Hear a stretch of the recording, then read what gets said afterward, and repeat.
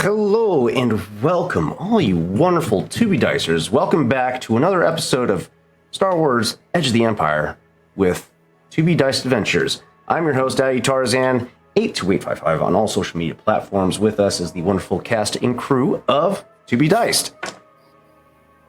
We had a lot going on last episode as the crew entered into the Valley of the Dark Lords and entered the tomb that was soon discovered to be the tomb of Darth Bane, the founder of the Rule of Two. Shortly thereafter, the Crypt Chasers that they have, that they were kind enough to take, or is it kindness or is it just business? One of the two. They take up work with the Crypt Chasers that have been excavating these tombs for their, previously before being driven off by the wildlife and pirate activity. That being said, they continued their excavation efforts and were able to discover a hidden toggle that revealed tunnels deeper below the tomb of Darth Bane. This also released 3 entities of dark force alchemy, known as Tukatas. Force aberrations that were created by Sith alchemy and are attuned to sense and crave the Force. Rawl, not knowing any better, reaches out through the Force, or maybe he did know better, but that's to be diced. However, Ego recognized these creatures and immediately hid, knowing better than to reach out or tap into the Force at all, as these creatures are drawn to Force activity. The Tukata all locked on to Rawl and dragged him below into the catacombs, dragging him miles below into the Valley of the Dark Lords.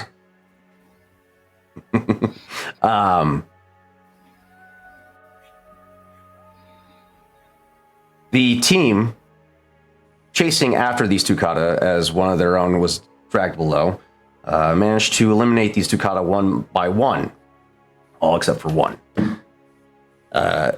Guy in pursuit of this Tukata that has Rawl in his possession had the foresight to take some preemptive measures to ensure the safety of his team, placing a tracker on Chav.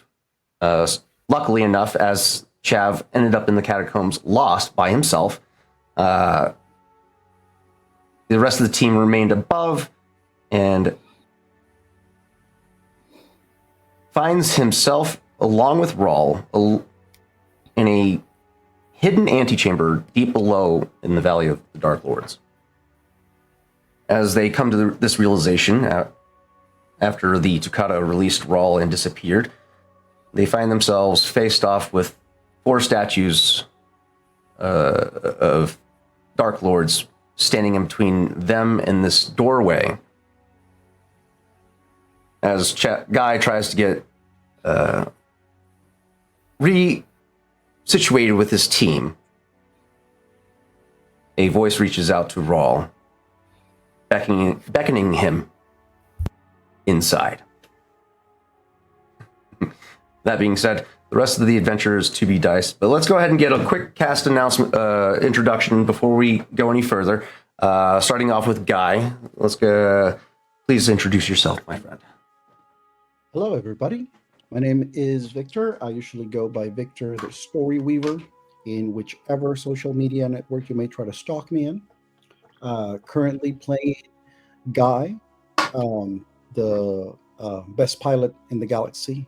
And usually the way that you measure that is which pilot is able to also navigate the world not on a ship and actually not get lost. So it's just basically one of those basic things. Not that I'm saying that I'm referring to anyone in particular. I'm just letting you all know that if you ever had any doubt or wondered, like, who are these people in this game? Who's the best pilot? You know the answer. And you may hear things from other people. I'm not going to point and call names, But I just want you to know whatever they say. It's just say yes, because they're a Make a Wish pilot. So yeah. Great introduction. Thank you for that. Go on to the next one. Roll. Hello, I have, and always will be the great and powerful Oz, also known as Son of a Ghost on all the interwebs. I play Raw, our very expeditious outlaw tech. And yeah, he's kind of just here going with the flow, very evil flow, but it's still a flow. And well, who knows where this may lead.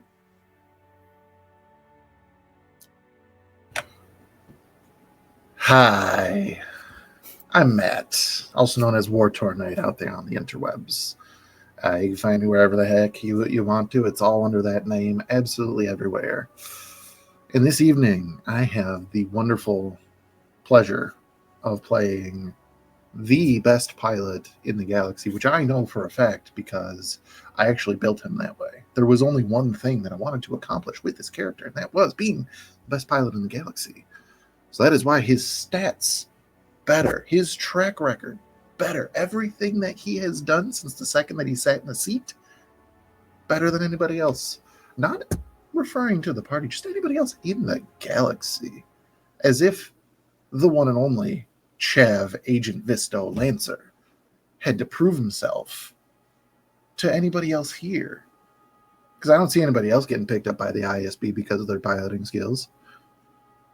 I'm just saying. I don't see anybody else getting a prototype starfighter that is so volatile that it can destroy ships with their ion cannons. I don't see any of that happening. But I digress. And I have a trophy to prove that I'm the best. Anyway, Dia, how are you? Fantastic, thank you. Almost got blown away because it's super windy outside, and apparently we have a storm warning tomorrow when I'm meant to be catching a flight. So we're great. Hey guys, I'm Dia, also known as Diava.cos on all social media. I'm most active on TikTok and Instagram. I play Dove, who is a resident Zabraki bounty hunter. And you know that character when they are asked, did it sound? Just continuously keeps pulling out weapons, and then one more for good measure. She is that character. Tarzan, she has 6 rifles/guns on her at any given moment and a thermal detonator. So, yeah. What have I done? What have you done? What have you allowed me to do, actually?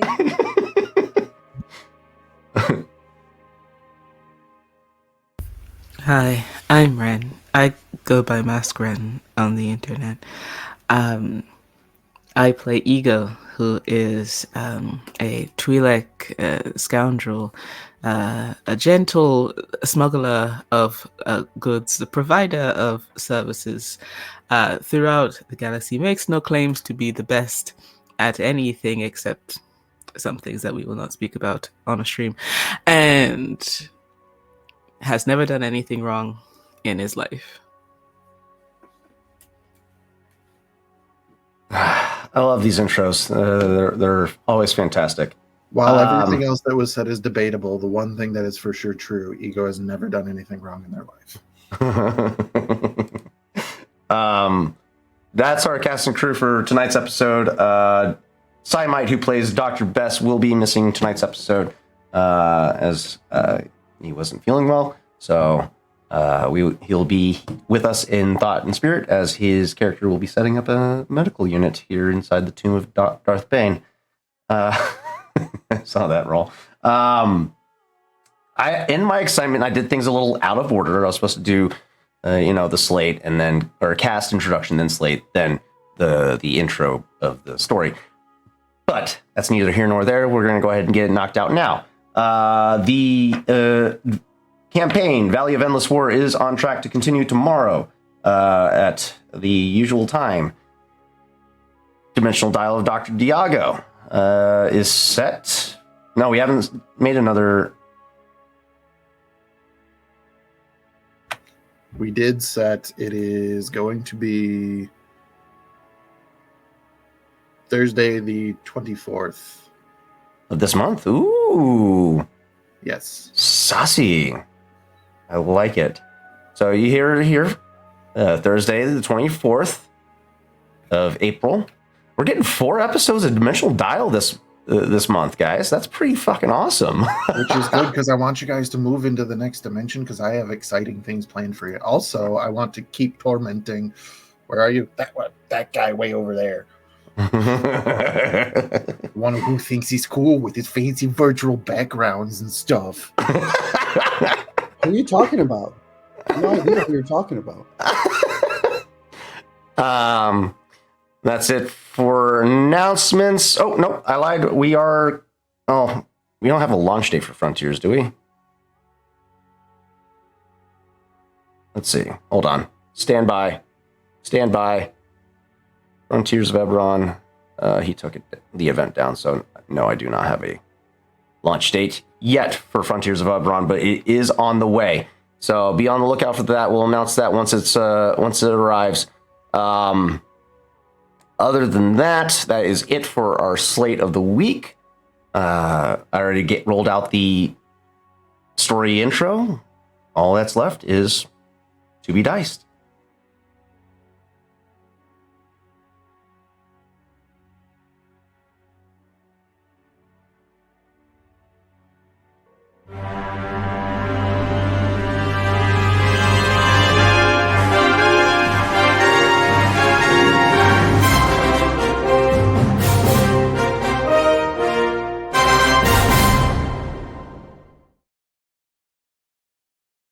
Back outside the tomb, or in the Valley of Endless War. Oh, wrong story. Back out in the central Valley of the Dark Lords. There we go. The crossover you never expected. Bum, bum, bum. Meandering Tarzan. What have I done? Dove, currently hard at work on implementing the repairs to your ship with the assistance of Uno, Chav's astromech standing idly by waiting for instruction from you as Chav left what's his name behind, R6T3M, and Scuttle providing Overwatch security for you while you work diligently on your ship. You managed to make some decent headway. Go ahead and actually first, before we get any further, let's go ahead and roll our luck points for the day. If somebody would be kind enough to present the game table so we can view that event for the group. Gotcha. Looking at too light and too dark at the moment. Ooh. The balance of the force. Balance of the force. Who's gonna fuck it up? Well, the only person who hasn't rolled is Ego. I take that back, Ren. I love you. I'm just saying, before you roll your force die, you said you've never done anything wrong in your life, and you have to uphold that. Now is the time to Ego prove has it. Ren has committed atrocities. I don't know what you mean.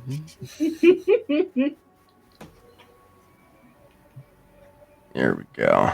Yeah. All right. We looking good. We want to stay with that, or do we want to have Best roll a luck side token as well? I mean, he is here technically. In spirit. And all right.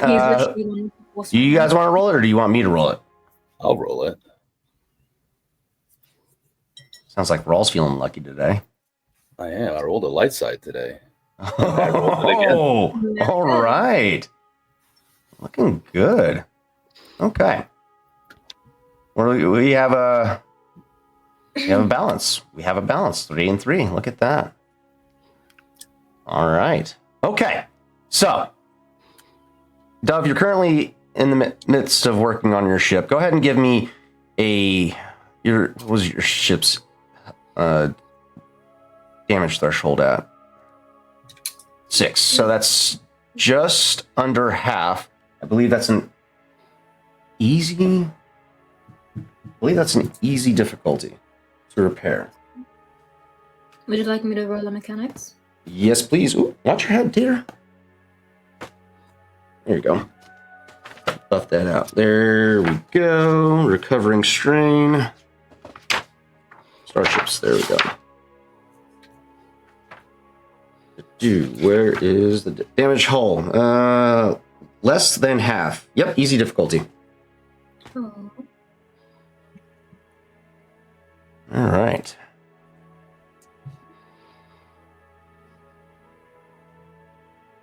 Easy enough. All right, you recover. What is that? That's 3 points of hull trauma.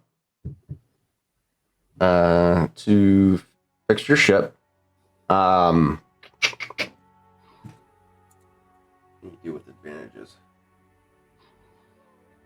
We'll go ahead and add a boost die to your next ability check. That being said, you're getting a lot of work done pretty quickly. You know the ship like the back of your hand, no problem. So patching it up is pretty much a breeze for you.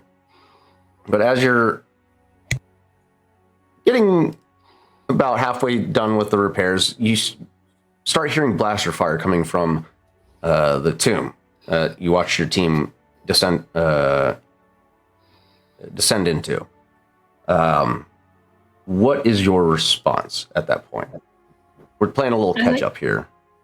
I like to think this is Dove's first ship Dove actually had, which is why it's not as durable compared to the ones her companions had at this time. It got the job done. She never saw fit or the need to replace it because it did what she needed it to. They never really engaged in planetary combat. She's always on the ground. But now she's considering the droids.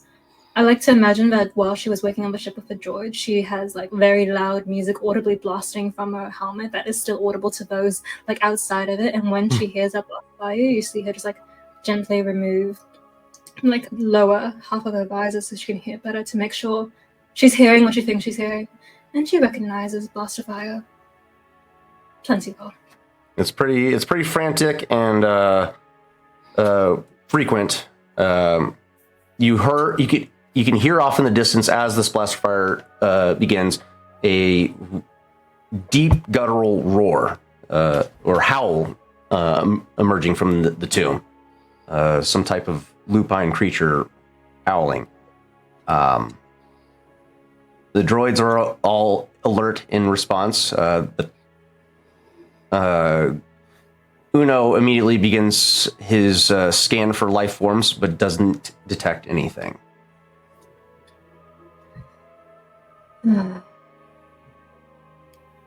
Can't trust Vele to do anything right. She is going to turn to one of the droids and just say, "Watch the ship."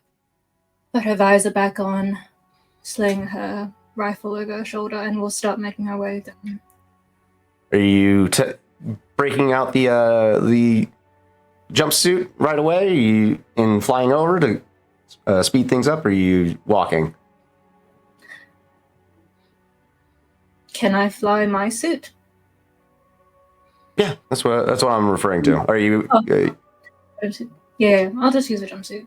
I wouldn't have taken it. It's far too much effort, especially not in like familiar territory. I don't like that. That's too exposed. Yeah. So yeah, you fire up the thrusters on your jumpsuit and you zip on over to the tomb.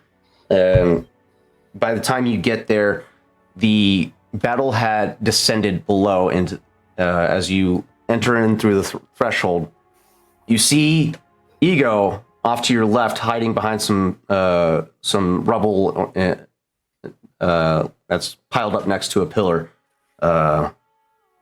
He looks shaken up, reasonably so, as he just saw a Sith entity creature of sorts. hunt down Rawl and drag them below.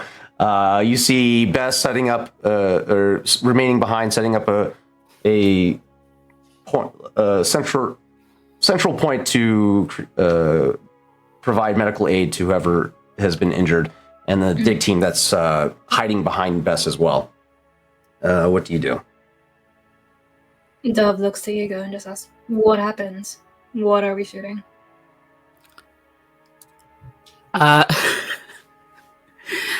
Ego like motions for a cigarette and then aborts the motion.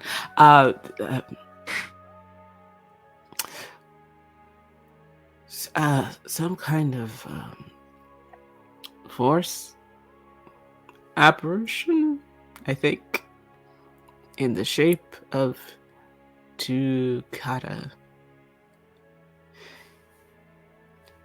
Very much a gnashing teeth sort of situation.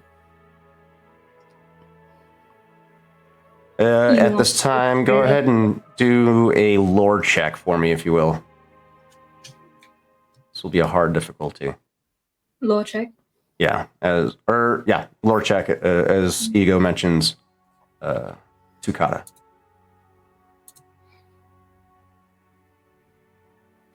3 successes, 1 advantage. Sheesh. Okay. All right. Probably not your first encounter, first time hearing about it. In fact, you probably had to protect people. You've probably been to Korban a time or two previously, and have encountered these creatures. They're wolf-like or lupine-like creatures, massive in scale, about the size of a horse, and they're incredibly strong, attuned to the force, and that's about the most that you can gather from that. So yeah, you've seen them before. They have a obsidian-like hide and burning red eyes and a massive jaw. Would I have heard of any weak spots that isn't from their armored skin? Like exposed areas? Not necessarily, but you know they're incredibly resilient creatures. Their hide is very durable.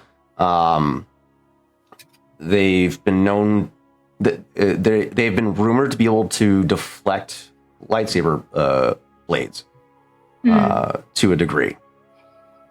So taking them down is not an easy task. That they can be taken down. They can be. And as Ego indicates that, you do see a body as it has begun to start to dissipate. You watch this form of this large creature just melt and disperse as a cloud of black smoke on the ground.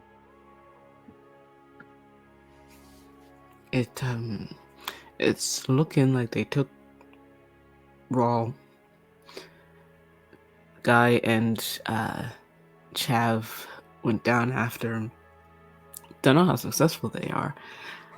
Was gonna reach out. I thought better of it. And now you're here. Now I'm here. They took Raul. Shocker. Wonder why. Alright. You coming down with me? Or you hurt? I'm not hurt per se. Let me rephrase. Is your pride intact enough to come down with me? No, Dovely, I don't know what. Listen.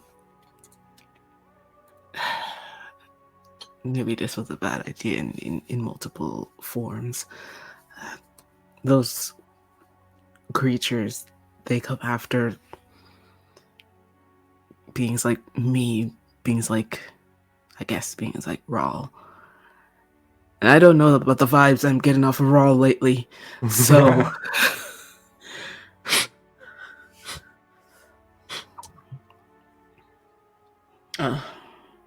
I'll come with you. But if things start to go south, like they probably will, I'm dipping, and I suggest you do the same. Sure. You're not gonna listen to me. That's fine. Okay. She does not agree nor rebuke that. At this time, you see Dr. Bess acknowledge your entry along with Camden, the dig team supervisor. Bess, is anybody hurt at this time? Are you in contact with Roll, Guy, or Chav? The communication seems to be spotty in this area. Haven't tried, Dr. Bess. Well, if It's like anybody... the cat in the box, you know. It's neither dead or alive. Do you confirm? That's dark. I like it. Dr. Bess kind of not in a position to disagree with you. Just gives you acknowledging smirk. Well, if you do descend into the catacombs below and happen to find anybody injured, just direct them back up to the main antechamber, and I'll have a triage center set up by the time you return. Sound good? Sounds great. With that, he starts pulling. He walks out to the valley, or the door, to beckon his droid over to help him set up a medical center for you guys. You watch as Camden and his team begin to further inquire into the door, the tunnel that they had opened, and start cataloging anything that they discover in there. But that tunnel leads in the opposite direction of where Bess indicated the rest of the team went. So, for context for both of you, well, Ego, you already saw these tunnels, but Dove, you're seeing for the first time one tunnel leading off to the left, in between, or about 2 pillars down. Off to the right, you see 3 separate tunnels. You saw one body of the Tucata that was at the threshold of that door that has now since dissipated. You can hear blaster fire emanating from all 3 tunnels, though some of them sound more faint than others. And as you draw closer to the central doorway, or the central tunnel, the blaster fire does sound a little more prominent coming from that tunnel.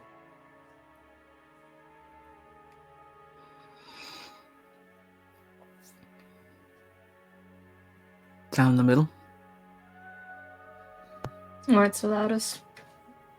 Makes more sense to follow. All right. You guys begin your descent into the central tunnel. Go ahead and make a... Let's make a hard survival check to try and track where your team went.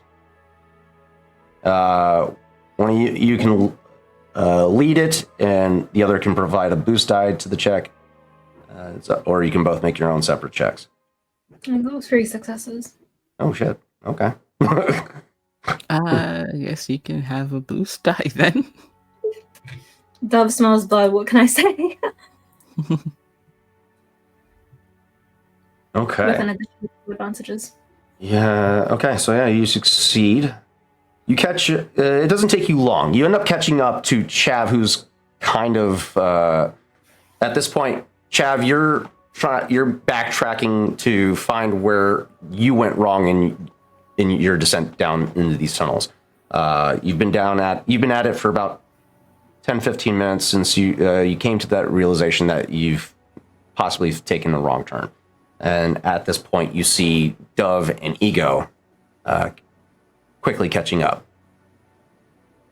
Chad will turn around.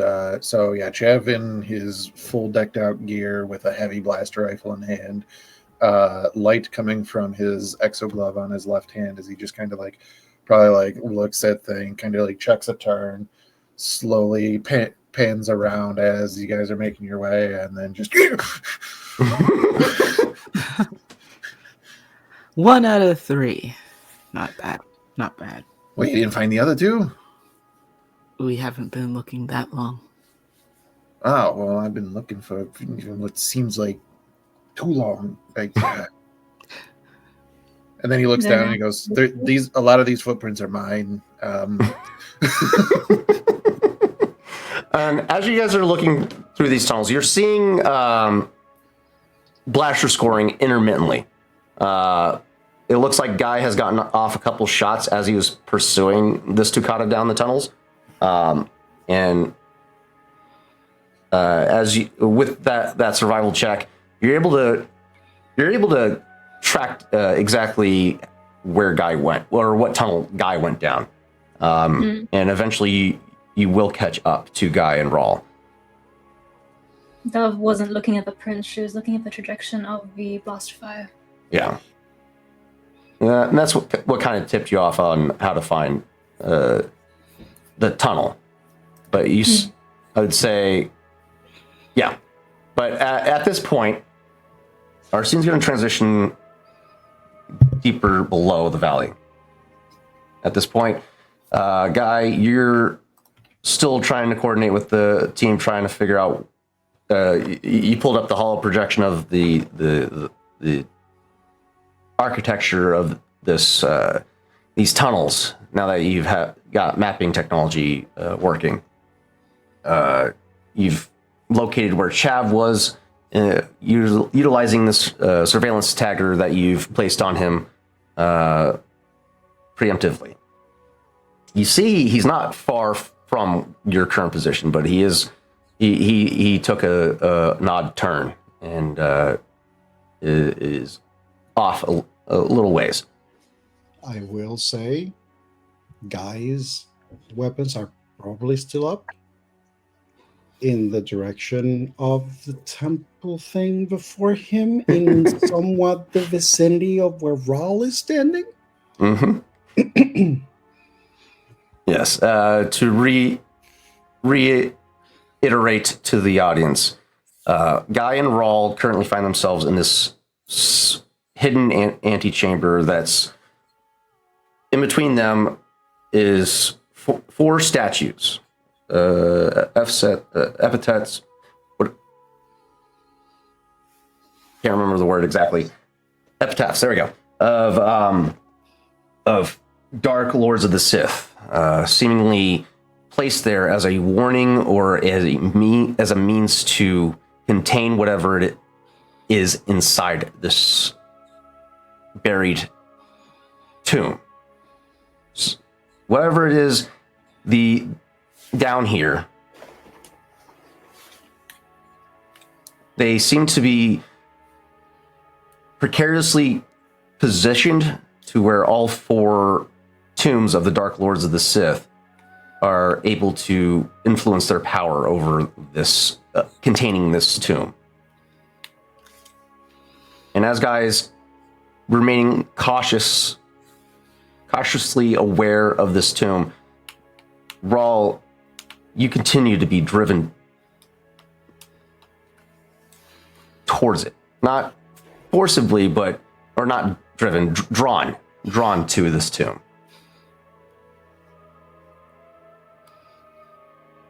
You can still feel the echoes of those words in the back of your mind as the last thing you heard was, "Come find me." Or "Come find the knowledge I was it "Come find the knowledge I have," or "Come find me"? One of the two. I can't remember. But it's essentially "come in." Interloper, to be honest. Interloper. The voices that said interloper were different than the second voice that you heard. Ah. Like different. If I remember right, I had committed force points, or my Your sensibility. A sensibility to that. Yes. Do I get a sense that it's an entirely different feeling via the Force, or is it just a different voice? Voices that said interloper were malicious and seem to convey a level of prevention, trying to prevent you from going further, either trying to scare you away or imposing their will to deter you. The other voice you heard is welcoming.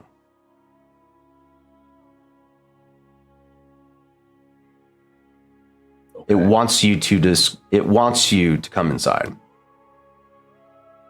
Pause.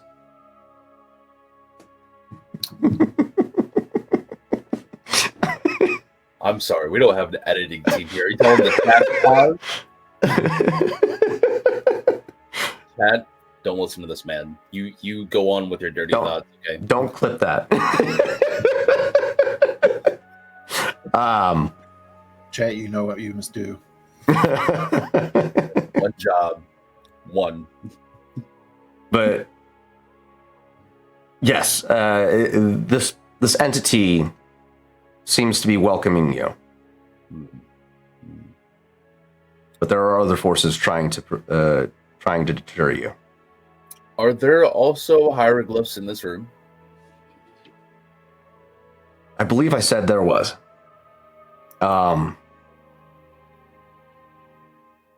Is there anything on the floor written? Not the floor. It's the walls.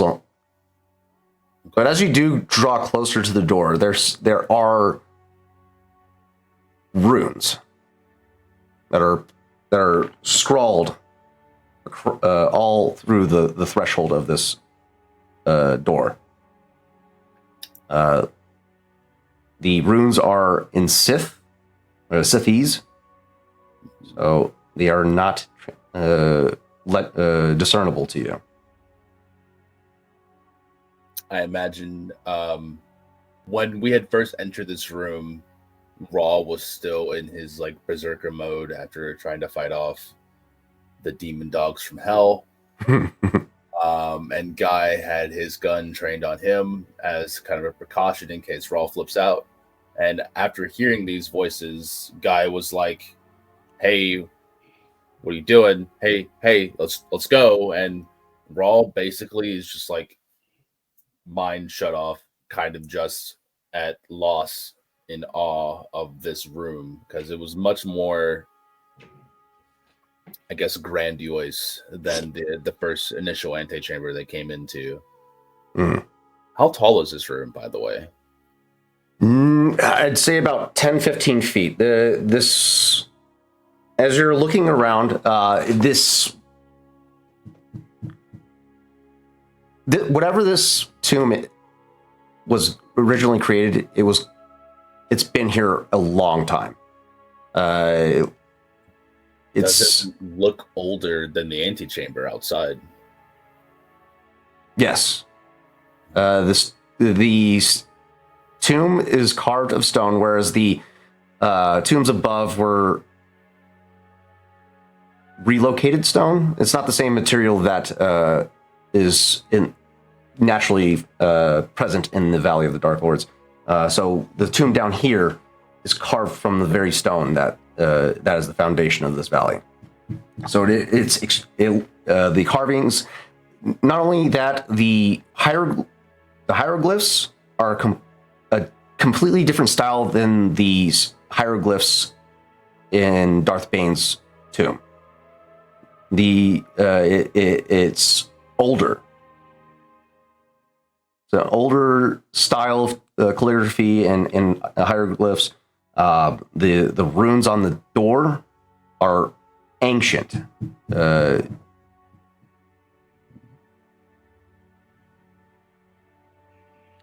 I'm going to say that Guy continues to just, hey, Raul, I would like to once more reiterate that it might be good to reconvene with the rest of your team. And so, like at this point, he's sort of like holding, like he's leaning on the edge of that entrance section where he finally spot Raw that he still didn't see where the hound went. And it's kind of like that thing of the other weapon is still in his other hand, but with that hand, he's kind of like tapping to see if he can actually communicate with Gal. Mhm. And if so, he would be attempting to communicate in the equivalence of Morse code. Okay. Give me a daunting computers check to try and clear up the interference that's present in this with how deep down below the stone you are.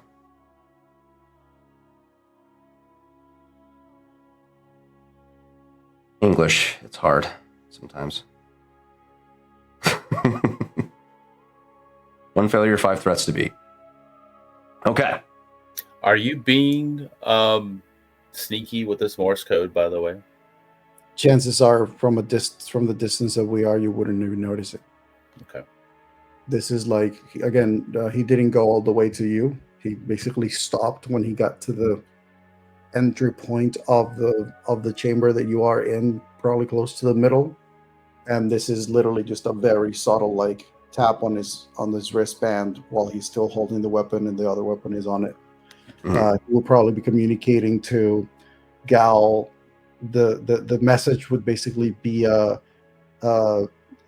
some very quick but knowledgeable code that they both would have that nobody else would understand, that basically would mean potential like danger. And some word related to flip. So it's kind of like a way of him letting Gal know there may be some danger, and it may be related to a person involving the group. Okay. With the roll that you've made, you are successful in clear. It's a matter of boosting your signal output to penetrate the stonework that's present deep down below the surface you are. With that, you're able to transmit this message over clearly for Gal to receive, and they acknowledge, and she sends a communique back, essentially asking, should I prep the usual extraction kit?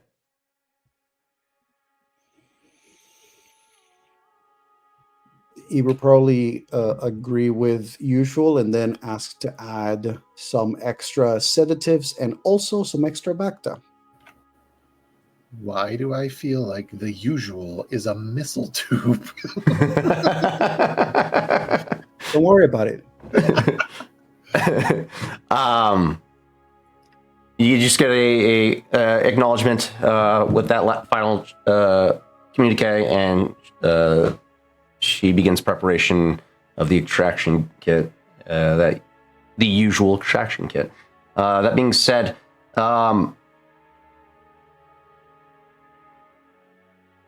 Rawl, what are you doing at this time? I know you've been checking out these runes on the door. You are still being drawn deeper inside. However, as you have drawn closer to this door, the intense presence of the dark side begins to weigh heavy on you at this point. The closer you get to this door, it's almost as if the shadows of these statues are kind of weighing themselves down onto you, trying to either hold you back, pin you down. It feels like this presence is. The more closer you get to this door, the more intense this pressure gets.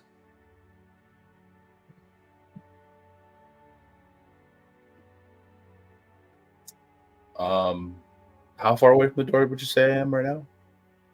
I would probably say you're standing at the precipice between the statues, about 5, maybe 7 feet away from the door. This is where you're able to clearly see the runes on the door itself, but you're in the shadows of these towering statues. Okay. Are these statues in a line? Yes. In front of the doors. Okay. Rawl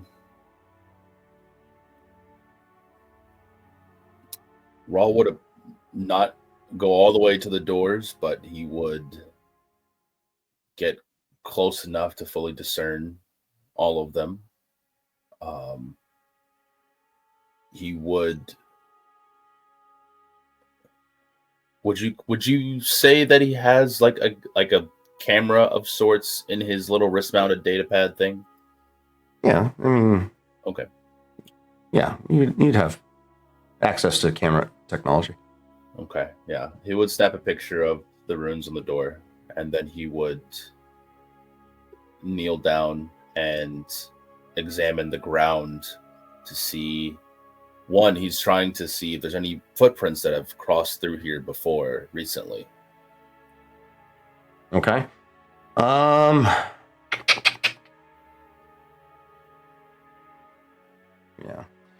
Give me a. That's going to be a survival check. Call this a hard difficulty. And as well, there's no setback die. Never mind.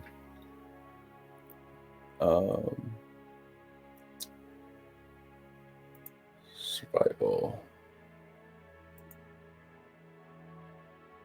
Oh, oh my! That's never happened before. Interesting. As you take a look around, there appears to be no footprints or any indications, as if like scratch marks from the door opening or on the floor. Nothing. It appears to be untouched. The dust in this area, actually, surprisingly enough, there is no dust. The tomb is really well maintained, but there doesn't seem to be any like indication of like somebody coming through here and cleaning it up or anything like that. It's just there doesn't seem to be an opportunity for filth to accumulate in this area. And does this stonework look like it was carved by tools or by something else? It looks reminiscent of hand carving stonework. Okay. Yeah, Rawl kneeling down before the door and checking the ground and rubbing his fingers, seeing there's no actual dust there. Yes, I do believe we are out of our depth here. We do need to go back, figure out what this is. This place, this presence.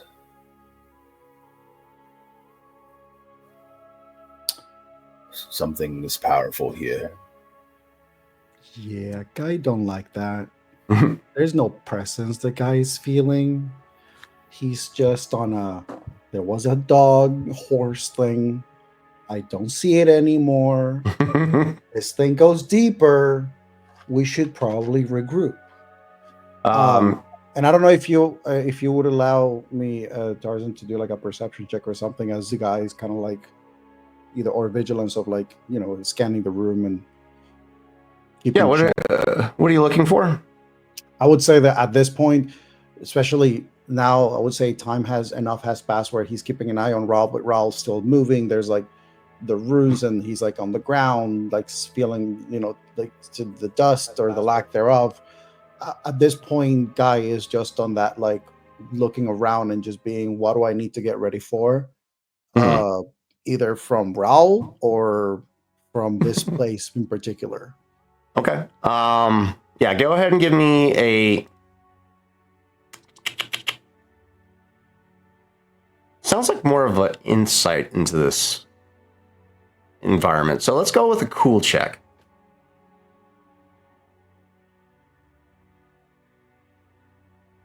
We'll call this a hard cool check.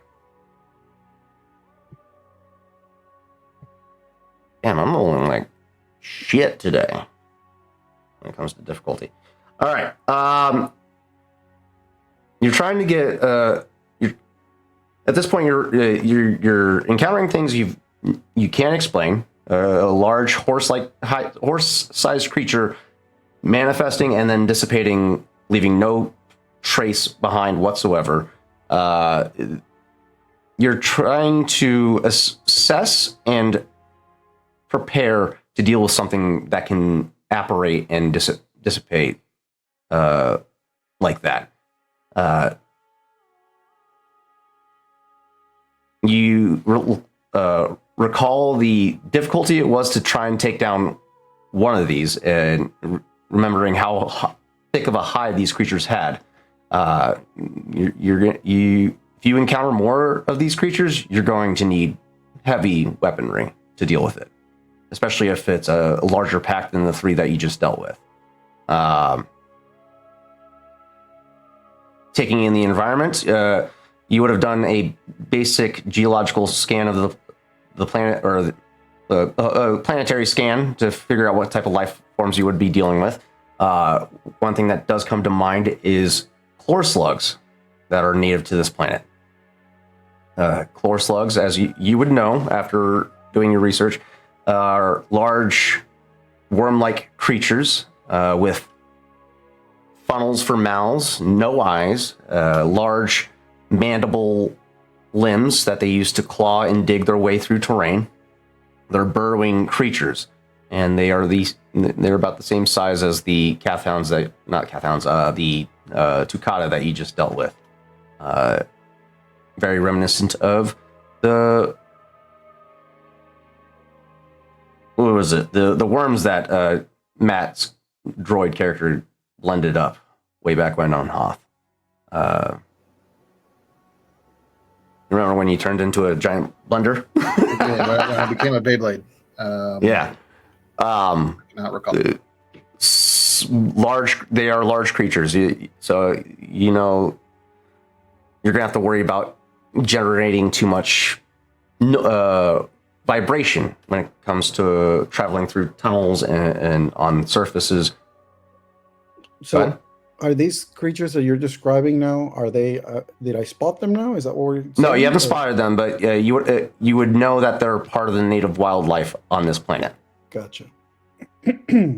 But yeah, you would know that they hunt by sound or reverberations or vibrations. So generating too much noise will attract these creatures. I will say also that if allowed, one of the things that Guy would be attempting to do also while he's manning his wrist device is, I don't know if you remember, but in the last session, I actually released a camera droid capable of traveling several amount of feet. Yeah. And getting data. So I probably would have, now that this chamber is here, while trying to figure out what Ralph's doing and everything, I would have attempted to direct the droid in the direction of where I am. So if we go and regroup with the party, to leave the droid like continuing and potentially trying to get more data. Okay. All right.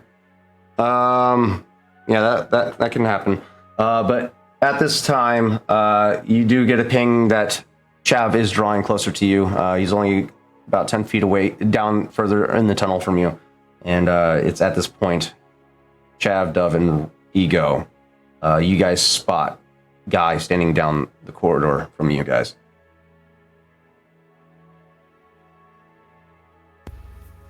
Two out of three.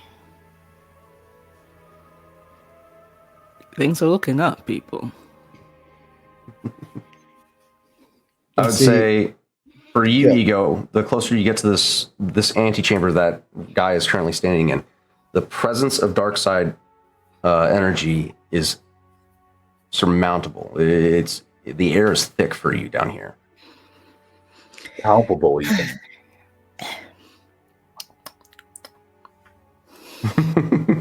I would say that probably Guy hearing Ego and turning to see Ego has a moment where it just kind of gestures toward Rawl. Just has a moment of like, 3 of 3. Nice.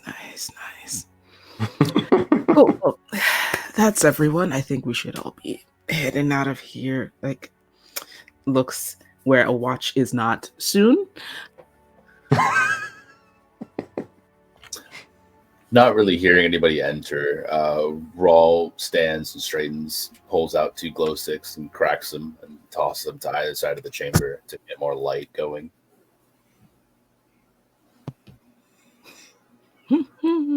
As you enter into this chamber, Dove or Ego, you do spot the 4 towering statues of these Dark Lords of the Sith standing interposed between you and this door that's centralized in between these 4 figures. The door at this point, with your attunement still, it's radiating dark side energy, like with the intensity of being in close proximity of a sun. It's and Rawl is standing by it, seemingly intrigued. I think, like, as Ego, like, comes around the corner to where Guy is and, like, steps in, he, like, flinches a little bit. Rawl, buddy, do you wanna come away from that for a hot second?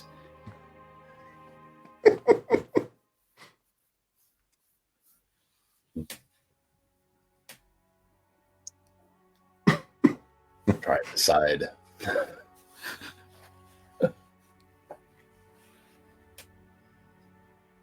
Yeah, fuck it. Yeah, Rawl turns around and finally hearing your entry. Ego. I hate that. You it too. You'll float too.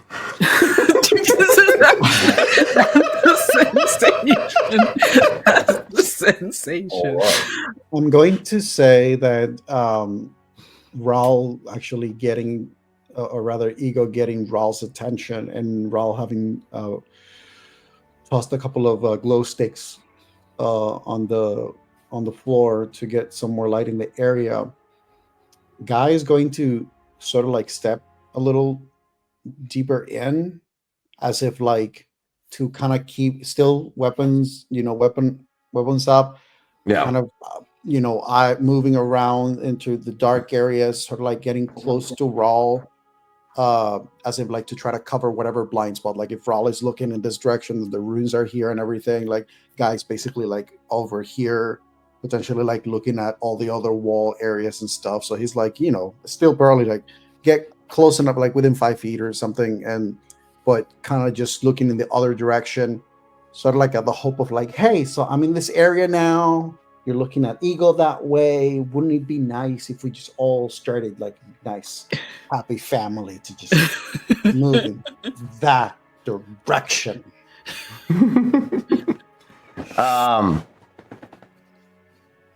Yeah.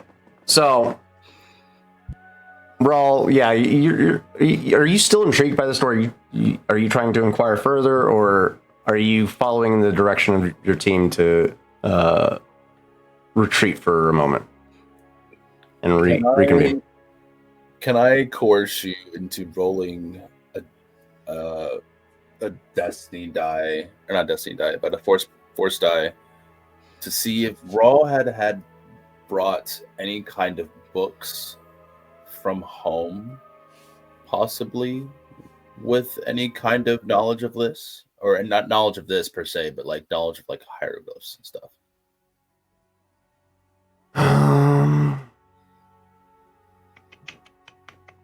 What are you trying to learn from the hieroglyphs? Stuff That to help translate, and it would be from the Night Sisters, from his teachings. I mean, it wouldn't have been just combat that they would have learned. right? They gave you extensive training lessons on philosophy for the Night Sisters as well as the Night Brothers. The combat, higher learning at give you to better prepare you for the world. I don't know if they would have anything on philosophy when it comes to the Sith. However, they are knowledgeable of the Sith, but they very much practice their own religion. So I'm going to say that they don't have anything per se to Sith teachings. Not teachings, no. That's not what I'm trying to get at. Just to help translate. Or like for instance, he just took a picture of the doors and the hieroglyphs. Yeah. So if he could take this stuff back and possibly cross-reference if books that he has, possibly with the role. Yeah, that's fair. Okay. Here we go. Oh. Okay. Yeah, your attention's immediately drawn to your quarters as you do have you recall some information in reference to the Night Sisters' first interaction with Count Dooku, and some of the information that he was able to provide in exchange for when they worked together for a small time in reference to Asajj Ventress, a prolific assassin trained by the Night Sisters that was inducted into his service in training. So there's a brief history that you could see if you can divine any more information in regards to that could help you understand some of the glyphs that are scrawled on these walls. And so your desire to go further, delve deeper into this tomb is subsided for now, as you're more interested in the teachings that you could possibly divine more information from. This room, this place. Can you feel it? It's definitely one of the more powerful beacons of the Force I've felt in a long time. I sure feel something. Most of that is caution. I don't feel caution here. You should. Are you afraid of the Force?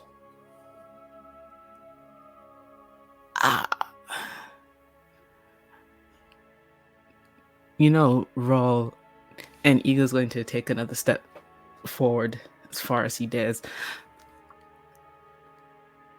I'm not going to say I'm terribly versed in the Force and all of the things that accompany it. I didn't have the benefit of teachings that I think you might have. So, going off of pure instinct, I'm going to say this doesn't feel great for me. I don't know how it feels for you. And I personally think that we should leave with haste. So at this point, now that everybody has come together, you all Come together. you all begin to experience this sensation of weight dropping down on all of you. Remain here longer and you will be crushed by our will.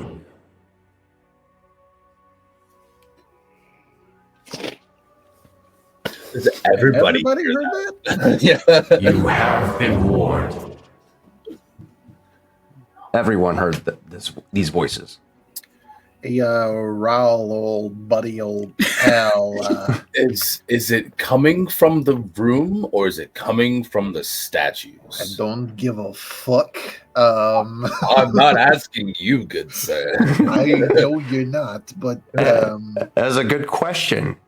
And it is coming from the statues.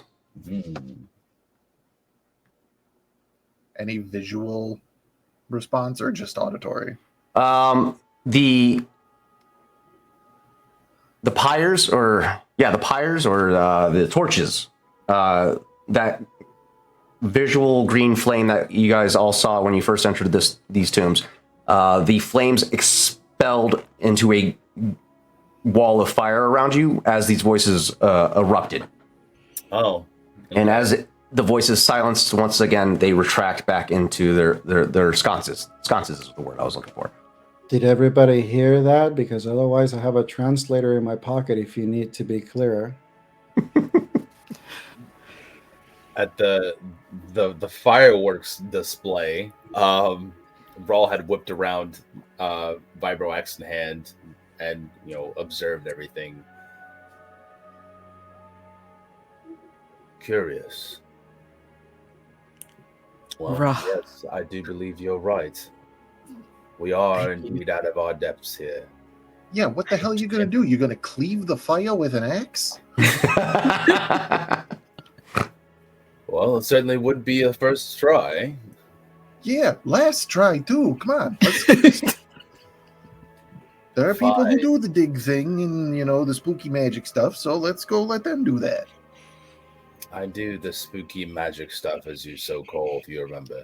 Okay, there are people who are better at the spooky magic stuff. Any chance that you two know how to multitask and walk while you're leaving? I would love to. Shoot you in the leg, guy. I was going to go ahead and circle around the back of all of you with her guns prepared. Because she has, throughout this whole time, been keeping an eye out for those little puppies, or not so little puppies, because the last thing she wanted was a pack ambush while you are all wagging your tongues and talking.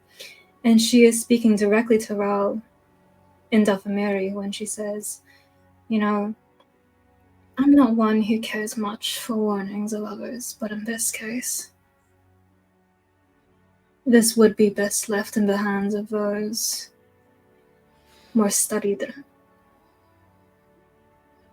And that's not you or me. And she's just going to give them a friendly poke in the shoulder with the butt of a rifle, just to move them along. Very reminiscent of their time on the casino. Raw tapping his vibro axe on the shoulder plate of her armor, also responding in Dathmirian. That's the second time. And disapparates the vibro axe and strides out the room in front of everybody. I love it. Chav replies in modern day Spanish, Yo quiero Taco Bell. Come on, let's go. Where'd you learn that? Don't ask. What planet is that from? We have at this Way. by this point we have proceeded pretty well into the night as the sun at this point is setting here on Korban. You guys return back to the surface level of this tomb where you last left Dr. Bess and the excavation team.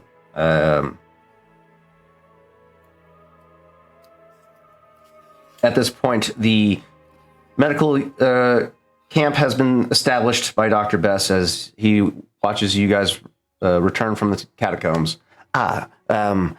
Is anybody in need of medical attention? I saw you all get dragged down below. Are you okay? Oh, this? And he looks down at his leg for the first time. Is it torn to shreds from the row of teeth that have been... There are pretty gnarly gashes in your calf. Oh no, it would have been your thigh that they picked you up by. So yeah, you've been walking with a bit of a limp, but it's not debilitating, but it's uncomfy. It's uncomfy. There's a tooth in your leg.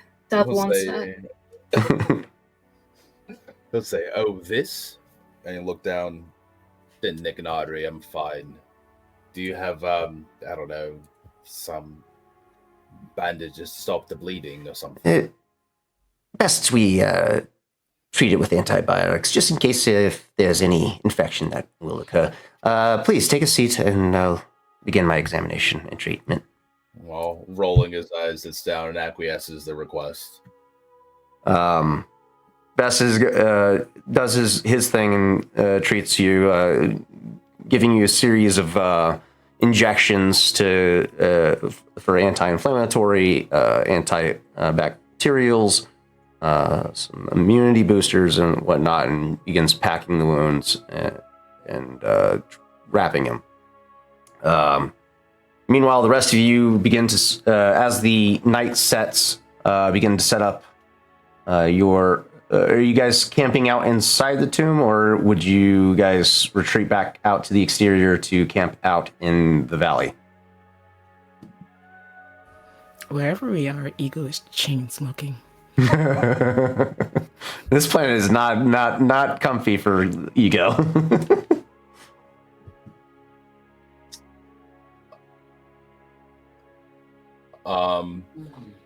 Honestly, Raw would just be...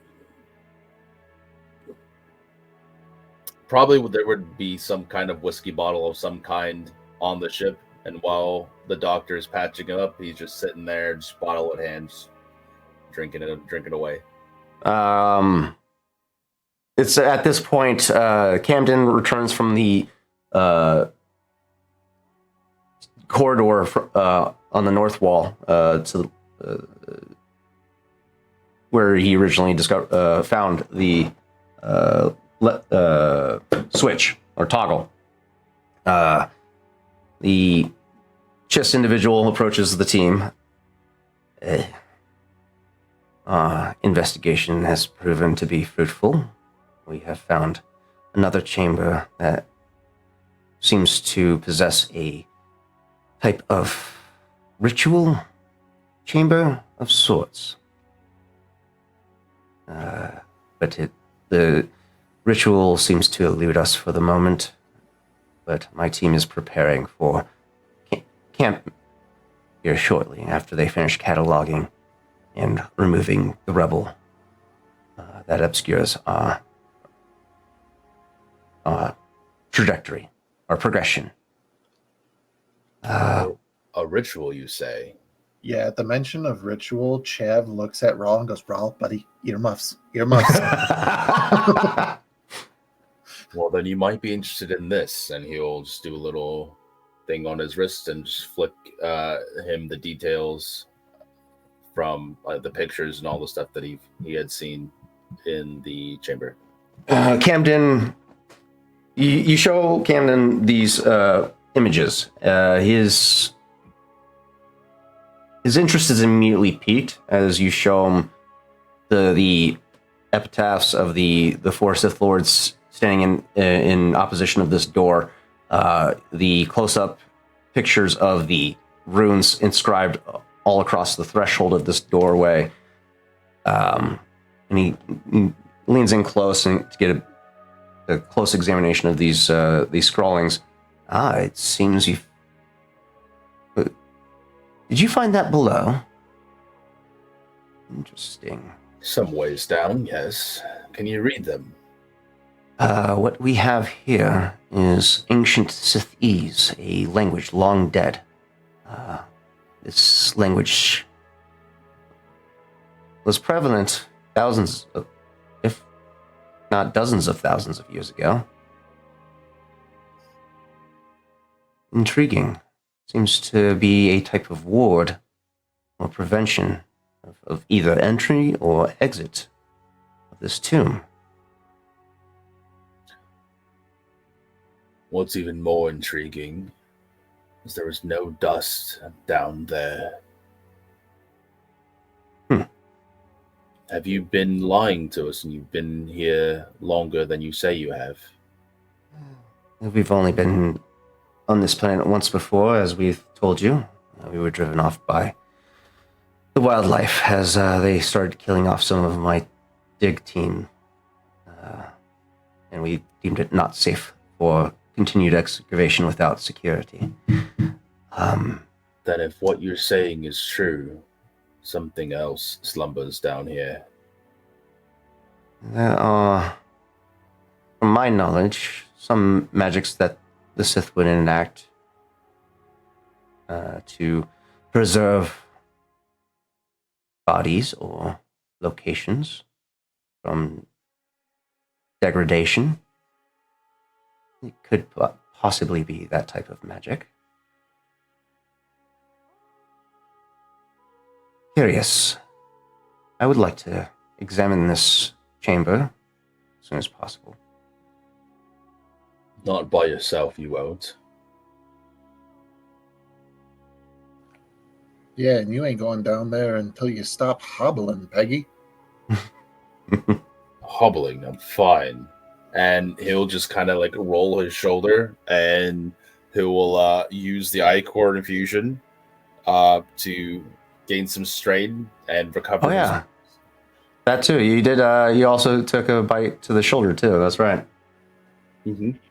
I'm going to say that somewhere down this whole exchange is happening.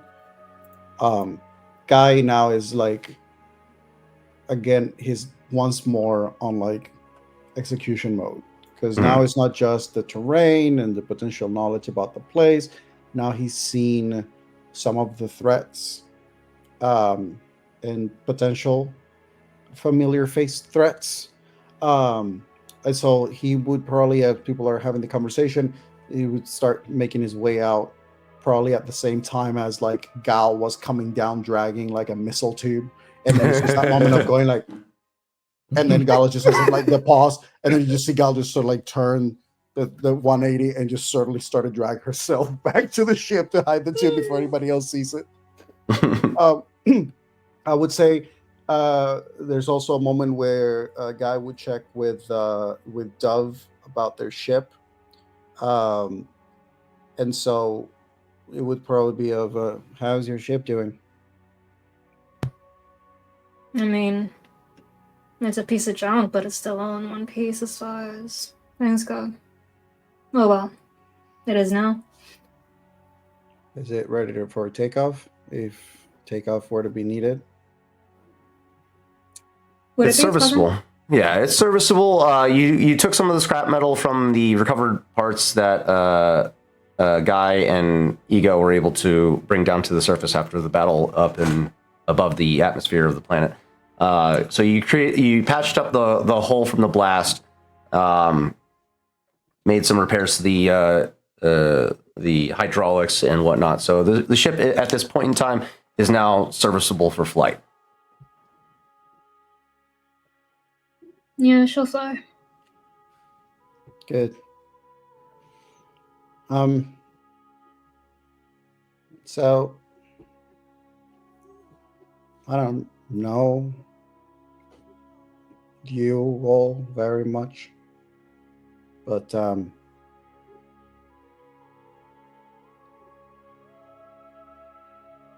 you just see him. He's like he's looking for words. It's just like holding. I have a bad feeling about you all.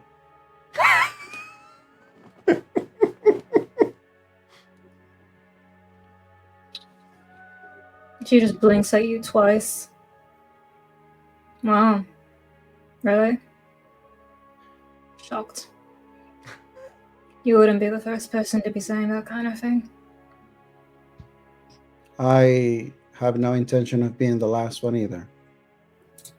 So if you excuse me, and then you just see he turns on his heels, just goes into a ship, and probably for the next amount of time, Gal and Guy are probably you just see these people dragging crates and stuff of just equipment that they're going to start setting up. So now there's new sensor perimeter setups that they're actually now putting inside the caves on the area near the areas where the hounds were. If he's hearing words about rituals in the other section, he's gonna go and check on that area and also put some sensors in there. He's even going to go, because you said that this thing was like a horse size and the tunnels and stuff are not that high. Guy is going to attempt, with Gal's help, to basically plant some electro snares on the various entry points in locations where he would be able to point out to people where they are, and also potentially just setting them up in areas like closer to the ceiling, just because if these creatures were like horse level, most likely their heads would have been higher than the majority of the people present. Yeah. So he's basically doing it in a location that would be much more unlikely, even if people were to forget that they're there, that they would trigger it. Very clever. Yeah. I like that. And being he's put up high. Huh? Being put up high, I think the only person that really has to worry about it is Dove. Everybody else is like below 6 foot, I think. Yeah. Maybe he goes over 6 foot. Yeah. I mean, he would still relay the information to the group. And then also he has the archived the surveillance droid that he basically sent down the tunnel and mapped out the network a little bit. Yeah. Keeping an eye on it, because that's the one that he's sending further than wherever the mapping and information that he had so far, just because now it's just a matter of, I need to, he's acting the way that he does. In this particular case, he's not rescuing people yet. He just needs to keep them alive. That's just his prerogative right now.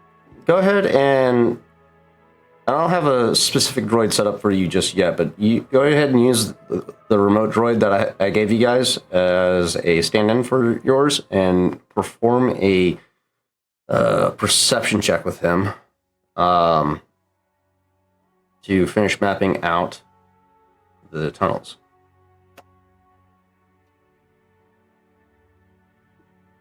Average difficulty, challenge 1.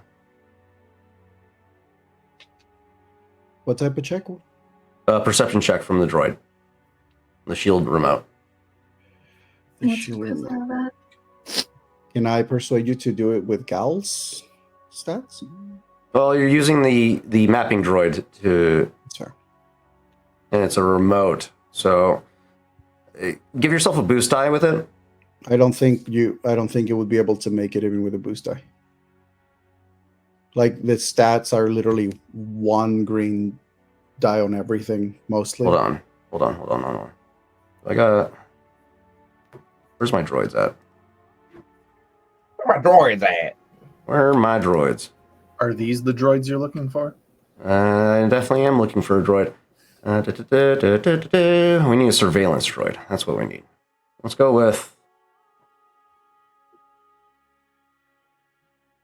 Service patch remote, generic remote, Butterbug. Butterbug remote. That one's... No, that's not the one we need. Let's go with generic, maybe? I would love to take a look at that map as it's in progress and when you've completed as much of it as possible, just so she gets an idea of the environment and finds out where the choke points are, where she might need to be more vigilant for the rest of the party. Gotcha. All right, we're gonna go with Scout Droid for now. Just give it a setback to the check because it's not that strong of a surveillance droid. It's just a generic remote, right? Remote that's capable of mapping out terrain. So, Well, technically, if I'm not mistaken, actually, this is a little more complex than that. Because I believe that the droid that I am using records video, but I don't think that I can retrieve the video until I get it back. That's fair. So let's go with surveillance. That droid is doing that while at the same time Gal is working on the scanners that are like the terrain scanners and stuff, just to get a sense of the area. So they would be moving the scanners, like the hyperwave signal interceptor or the long range terrain scanner. They will be attempting to move those from the ship closer to the areas where they have now moved down below to basically activate them again and see how further back, like how much more data they would be getting. Okay, let's go with this droid here. The series, the observation droid that I just added in. Perception check. Yeah, that's fine. Excuse me. Okay. So that's... You still have 4 advantages left. All right. The droid completes its scan. And it's en route to return back to you. However, as it goes to return back to you, its readings go dark. I'm gonna say that probably, guy, like this. I'll say that just for the fun of it, I'll say that this happens right after like Dove is asking for the maps, and he just has a moment of, yeah, no problem. Maybe one problem. Maybe more than one problem. Maybe a few problem. But yeah, and you just kind of like Dove, you probably are just seeing him like he's just kind of like keeping track of his like wrist section, and you see him kind of like doing the tap thing. Mind you, where the droid went dark is miles down. You get a reading of the map of the area that it scanned. Where it went dark is in a large chamber. Irregularly shaped, as if it was dug out. About, from the scale that you're reading it at, it's probably about, your rough estimate is about 50, 60 feet tall, about 80 feet long, approximately. It looks reminiscent of a nest.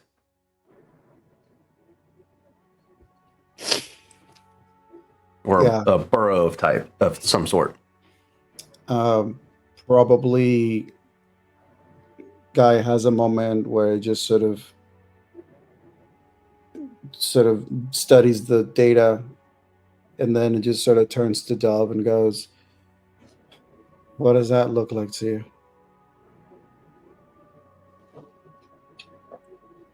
That looks like a question of how badly do you want that droid back?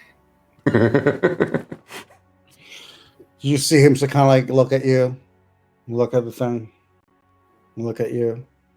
Do you have the data still? Yeah. So this particular company, when they make these droids, in order for me to get the full data, I would need to retrieve it directly from the droid itself. That sounds So- like a flawed system. They should really look into that. You can believe me when I tell you that I have sent them many letters, even after the cease and desist. But it seems that they haven't changed their model. So if we want to get all that data, we're going to have to get it back.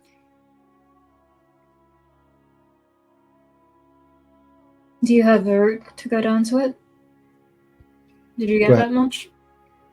Sorry, what Yeah. was the question? The route to get down to where the droid disappeared. There's a pretty direct line to it. It's a steep descent. There is some points where you'll have to climb down using climbing gear. But otherwise, it's for the most part a pretty straight shot. It's just going to be a bit of a trek. Looking at that, and this is just Dove being particularly careful, hypothetically, if that route collapses, are there other tunnels that would also bring us out? It would just take longer. As you look at it, yes, there's other alternate routes. However, if at the juncture where you have to climb down, if that route were to collapse, your only exit out is through the chamber that looks like a nest. Of course. How many detonators do we have between all of us? Actually, no, that's a Raul question. He's probably got things that are better. You I see, can like tell. guys about to like say something, and then the Dove decides to say that apparently Raul is the person who knows about detonators, and it's like a slightly offended thing, and then he decides, I won't say anything. Then. It's like, fine, I'll keep my secret. But yeah, I would say that probably what is happening throughout is the like. I mean, push that. My bad. In it, like Gal has, like Gal and Guy have set up this this machine, the sensor, which is one of the terrain sensors now a little closer from the ship to the tunnels. That's probably doing a little bit like almost like a sonar pulse thing that it's every certain amount of time, and that's what's been keeping the data of the mapping of the distance. But for them to get video data like the data that the drone probably has now, they would need to get the drone. Yeah. The video data, video recording would give you more detailed explanation of the terrain that you're working with, as well as any life forms that are encountered or minerals that were spotted, so on and so forth. So the sonar that the droid was using is for mapping technology. That's easily transmittable, but if you want to learn anything more about the terrain down here, you'll have to get that video information. So at this point, we're well into the night. It's looking about 10, maybe 11 p.m. Are we? What's our situation? I know, Raul, you went back to the ship to get your collect your books. Ego, what would you have done? I'd like to talk to Raul. Ooh. So Are you looking to catch him alone on the ship, or are you waiting till he comes back to the temple? Probably on the ship. Okay. Raw wouldn't be on the ship. Well, when you went to go get your books, because that would have been back at the ship. Okay. The thing is, he wasn't gonna immediately start doing the book thing. He would have just outside of the perimeter line, he would have drawn in the sand or the dirt some night sister runes of meditation. Okay. For balance, clear-mindedness, and various things like that. Yeah. In a circle around him, and he's just going to be kneeling there and doing his little meditation thing. Okay. So, Ego, you walk out to the exterior of the tomb, and you see Rawl currently in this meditative trance, surrounded by Dathomirian runes, reminiscent of the scrawlings of the Night Sisters. Ego will come around, sit not directly in front of Wall, a few feet away, and sit cross-legged in front, still like a cigarette in one hand.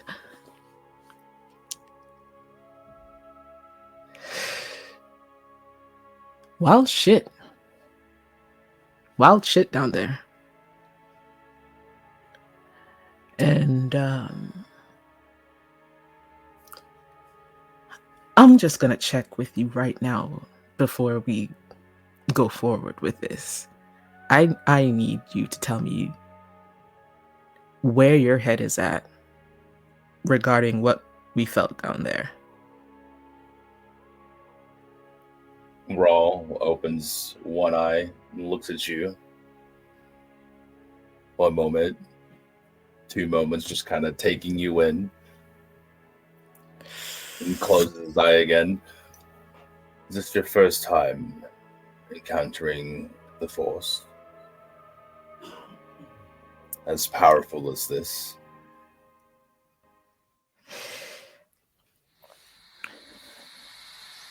You know, Raul,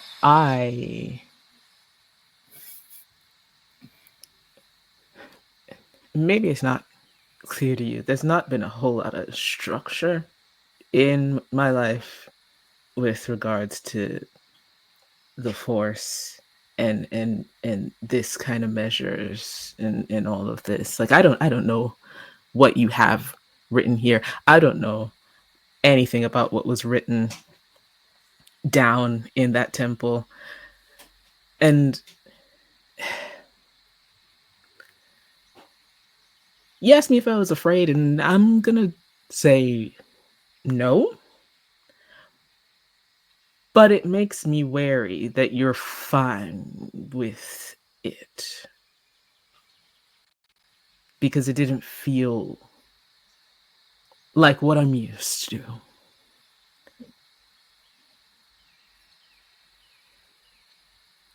The Force has its own will. It can't be tamed. What you felt was the intent put into the Force, not the Force itself. Exactly. It bends and weaves in its own way, and only those of us who are able to sense its presence can bend it a little more for our own uses. And he summons his vibro axe and lays it out, palms face up. Many uses.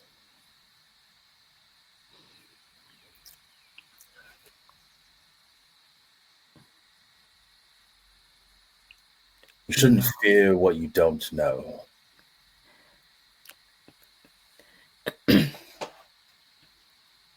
Again, fear is not the word. And yet I sense caution in you. That's correct. There's a healthy amount of caution. Look, I didn't have that. The Force was not that strong in me, I guess, in the right way. I don't know. There came a time when I was meant to be potentially chosen for something, and someone else got it instead of me. And I don't regret it so much now, but I was bitter for a long time. And the people that were meant to do the choosing, they felt much different to this. So if you ask me if I felt the Force in such a strong way before, I have, but not this side of it. It makes me a little sick, the power that I felt down there. And I'm just worried, based on what I've heard, that it doesn't make you feel the same.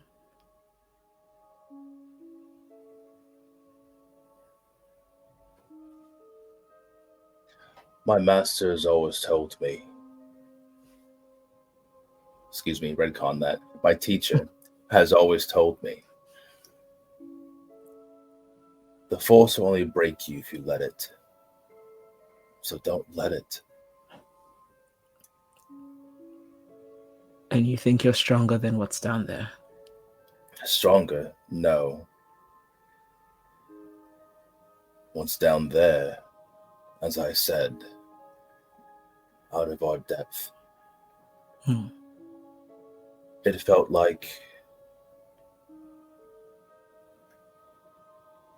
trying to swim through tar.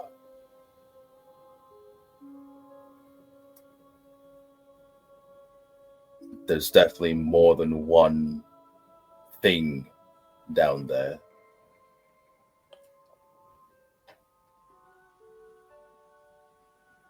Even as well learned in the Force as I would like to be, still can't stack up against 4.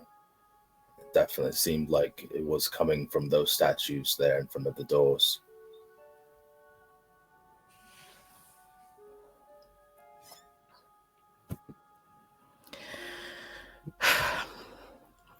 Look, it's inevitable that with these people, this Camden floor, and these archaeologists, that they're going to want to explore that room. I'm sure you've shown them what you learned already. And of course, we're paid to do a job.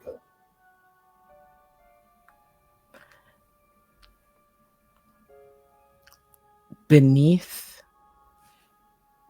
all of that power, there's a thing I'm very familiar with. And a bit of that is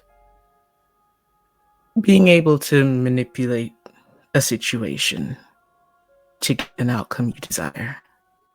Just trying to interfere. For Mm. me, can see all of it was literally me and Ren that were the only ones still moving for a bit. I mean, I was okay. Weird. Anyway, we're back. Hello, continue. Ego just said, there's a thing that I recognize beneath all of the power that I felt down there, and it is the ability to manipulate a situation to get an outcome you desire. It's something I've grown very familiar with. Subterfuge and subtleties are more my brother's path. I was more of, well, I think you know. I'm intimately familiar, yes. Thank you. Sorry for that, by the way. An apology. Listen, God. they're few and far between. Take them where you can get them. Thank you, Raul. Your brother. Your tattoos have reminded me of someone that I met briefly. Just related to the bloke that we met at the bar.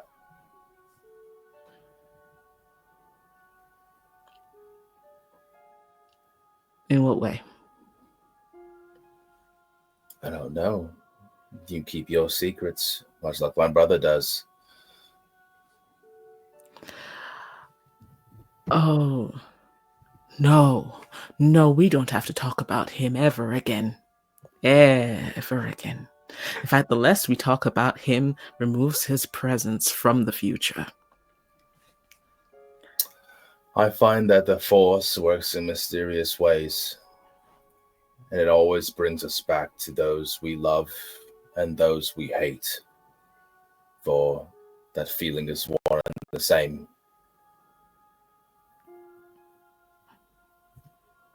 Well,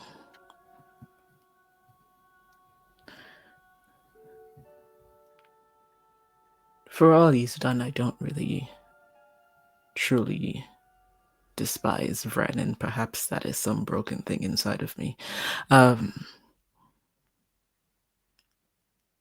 Sorry to hear that.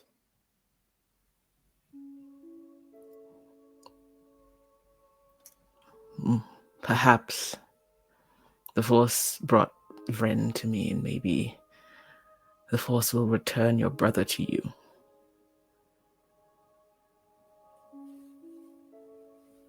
One can hope.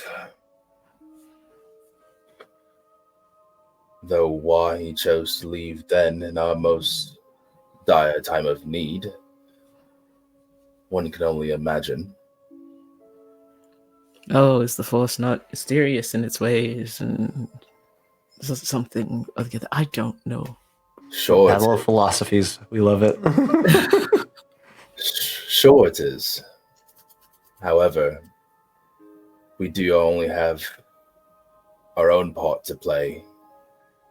The Force has its own will, and we our own. We impose our will upon it, and it upon us. It's a balance.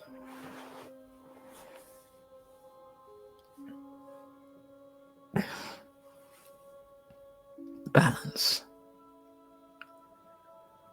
Well, as we stand, a person of the Force to another, I don't think I am the one to balance you out. But for now, we will just try to keep an eye on each other's temperaments.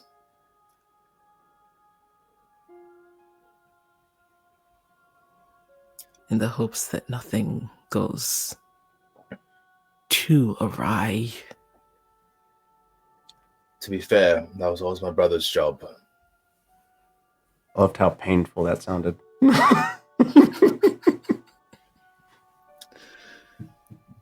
That was always his role to play. And now he's gone. There's not much there in this world that can fill that hole that he left.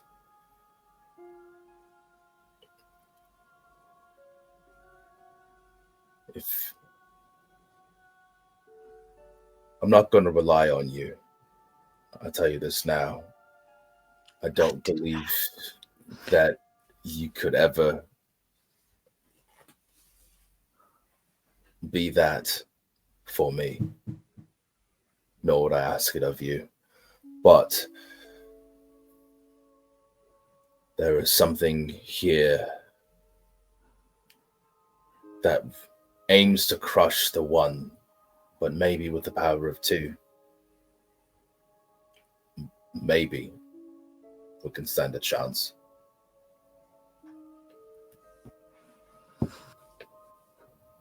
Maybe. Well, I have no desire to disturb you further from your whatever you're doing. Meditating, I don't know. We used to do this back home during our meditations. I was never very good at it. So I used this time to try and contact my brother. As of late, he's been pretty silent. What if I helped you? Just for once. Again, the power of two, as it were. You have a point. Come, there is a second half to this circle, and he would begin starting to draw the second half of the circle of runes around behind him, and he would motion for Ego to sit to his back to back. You can visibly tell there's a moment where you start to add to the circle where Eagle's like, what did I just... Why have I... I got caught up in the moment, and now I have to do the thing that I said I would do. Good grief. But he does sit back to back with you.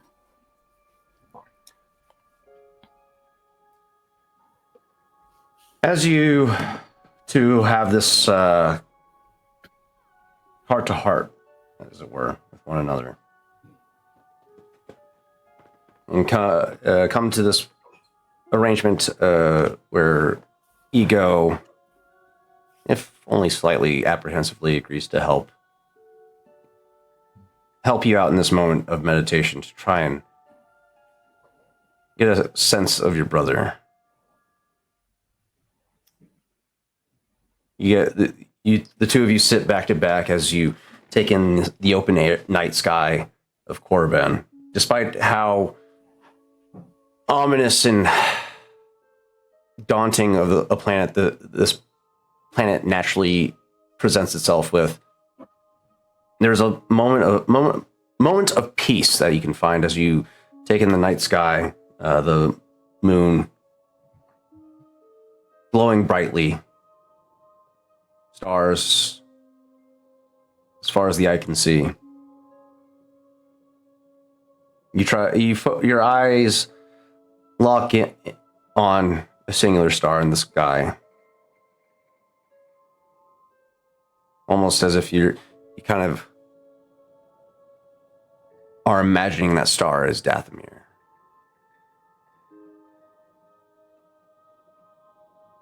And you begin to imagine your brother and yourself training on those grueling nights with the Night Sisters, imagining the scrutiny, the scoldings that the two of you have endured, the rituals, utilizing those anchoring emotions to try and extend your influence out further to try and find and locate your brother. Ego, you extend your senses beyond your physical stealth only slightly to connect with Rawl and help extend his reach further. You can feel the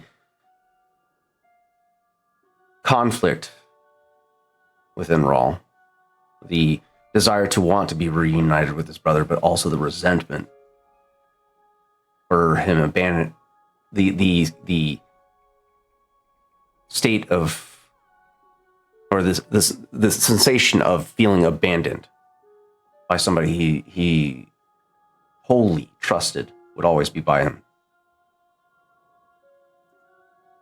You go ahead.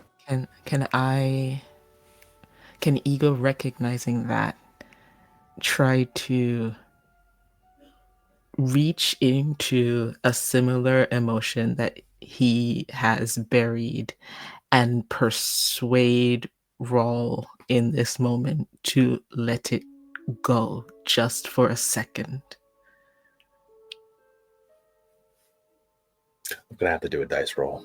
Yeah. Let's go ahead and both of you give me your force rating ability roll. Okay.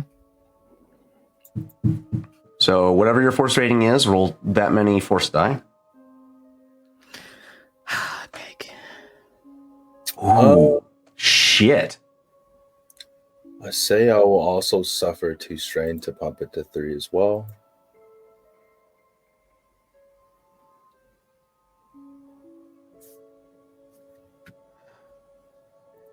Ego, as you reach deep, reach into the recesses of your emotions to find something akin to the experience that Rawl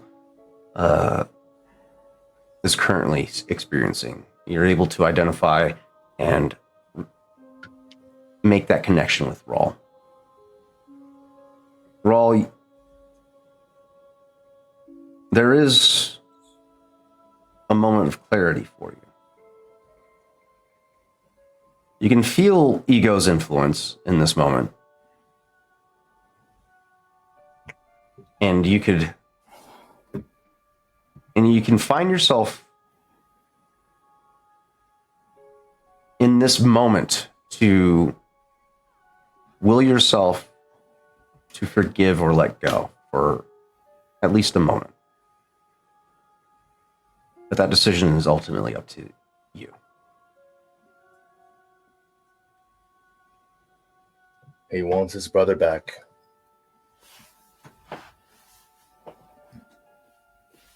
They are still family, after all.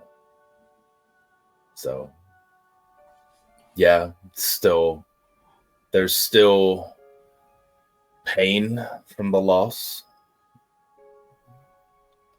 But, I mean,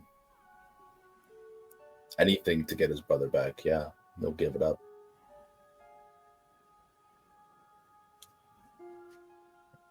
You find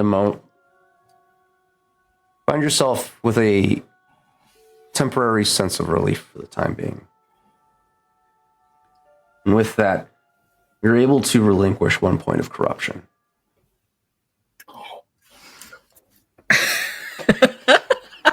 I'm sorry. What universe did we just land in? Okay, cool. Love that.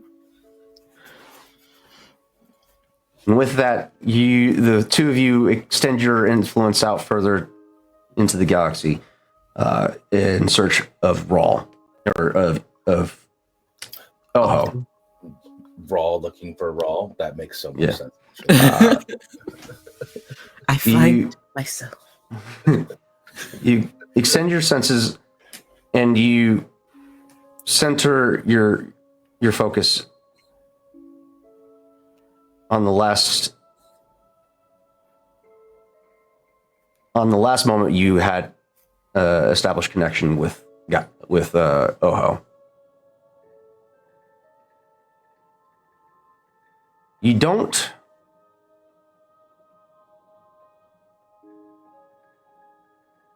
do not make contact. However, in this moment, you feel close with him. And that's where we'll go to break.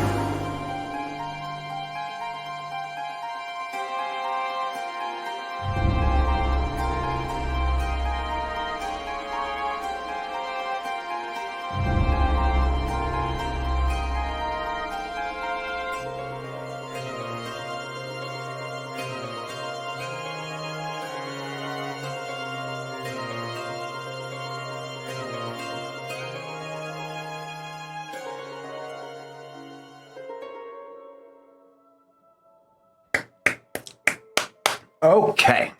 Welcome back, all you wonderful 2B Dicers. Hello. We left off with a rather a nice reprieve from the intensity of this mission so far and the strain. For the audience, Ren had to take off for the night, so thank you, Ren, if you are still watching, for participating in tonight's scene. That little interaction between you and Rawl was great.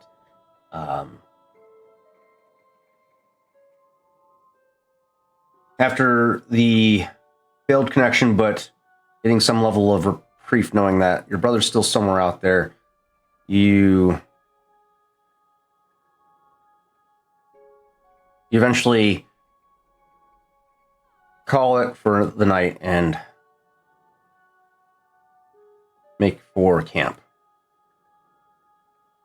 Meanwhile, inside, Camden approaches you, Dove, as his dig team begins to come together to end the evening's excavation for the day and set up for camp.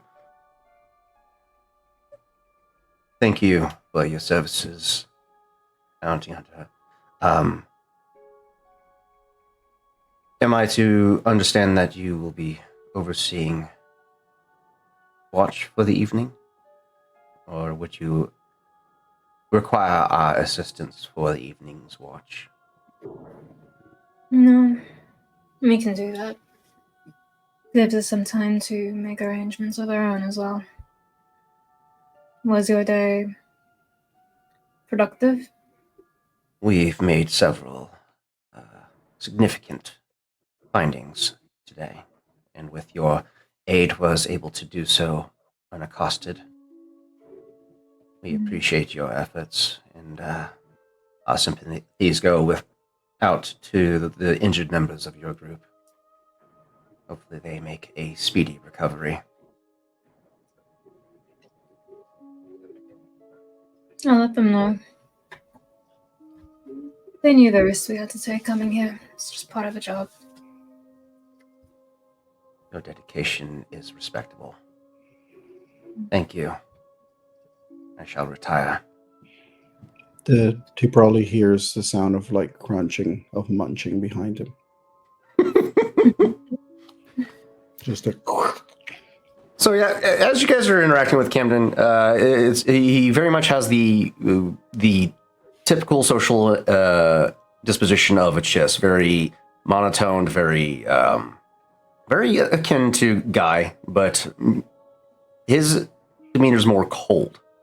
Charisma, I get it.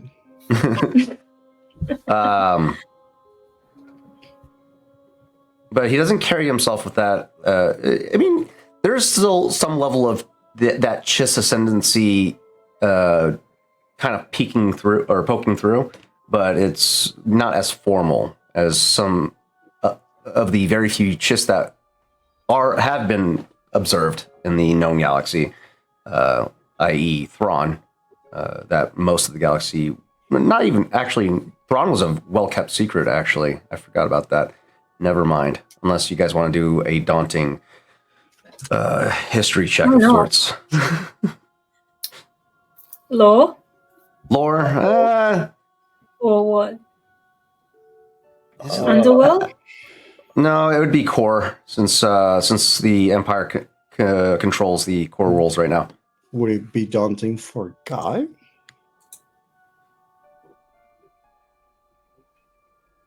Oh yeah, you were part of the Empire for a little bit. Mm-hmm.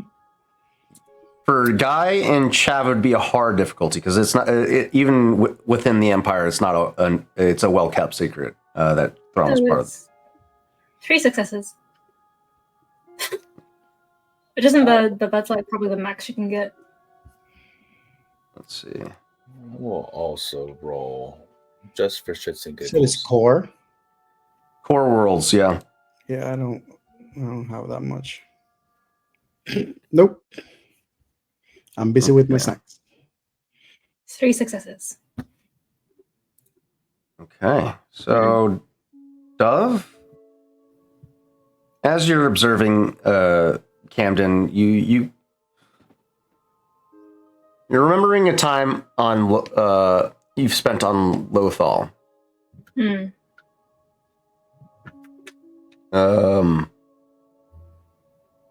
You were hunting.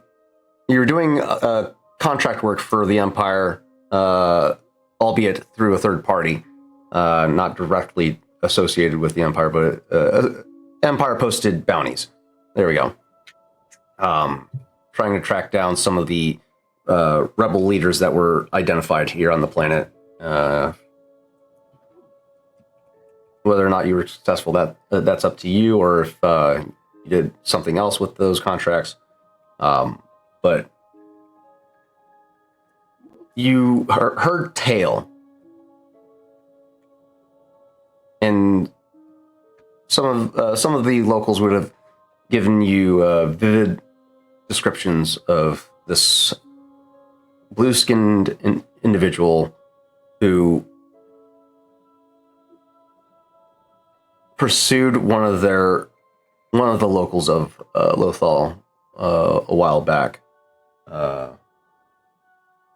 A kid by the name of Ezra. And the more you, hearing that information about Thrawn piques your interest, and you do a little more digging, as your inquisitive nature is, and you find some more mentions of him throughout the galaxy, and you learn him to be a skilled tactician and brilliant martial artist. And he's secured himself a high-ranking position within the Empire, despite the fact that he is alien. And that piques your interest a bit. Excuse me. And you're taking those two pieces together as you're observing Camden. And Camden doesn't give you the same sense of brilliant tactician or militant, but he does carry himself with that same level of bravado. Is there a correlation, or is he part of the Achis ascendancy? Maybe, but that's what you gather from your observation. Camden and the Crypt Chasers bed down for the evening. Dr. Bess doing another secondary exam of Rawl's injuries, making sure they're healing properly, administering us another dose of Bacta to complete the healing process. Chav and Guy, what are you guys up doing for the evening before coming to a night's rest? There we go. Do you want to make that canon? we could. We definitely can. I feel like, yeah. The way that I'm rationalizing this, because I doubt that pilot chess is an actual thing. It is now.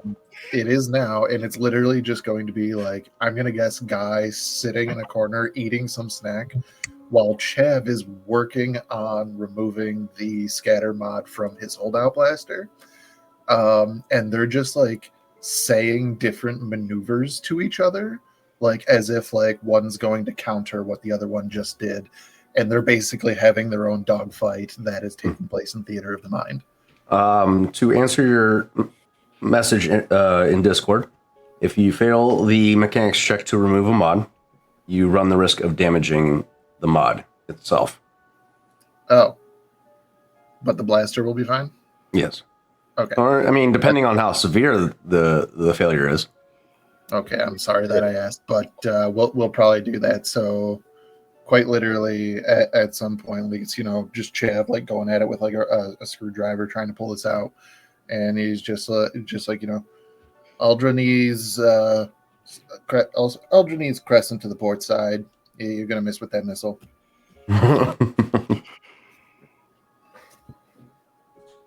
Banter ramming from the port side and releasing the debris that I have left in order to catch up. Really? You're gonna go for a ram? You really are insane. Drop speed and pull and make to the upper quadrant, sector 5. Move to gain position. Stay on the same quadrant, drop speed, only angle myself, catching you on the sector, staying on sector 2. And it's at that point that I'll make the mechanics check just to keep things kind of moving along. You said it's hard? Mm-hmm. Okay. Roll, please. Sorry, it's taking 72 years. You see Belle shaking her head, just like pilots. Yeah, you're watching this play out from across the camp.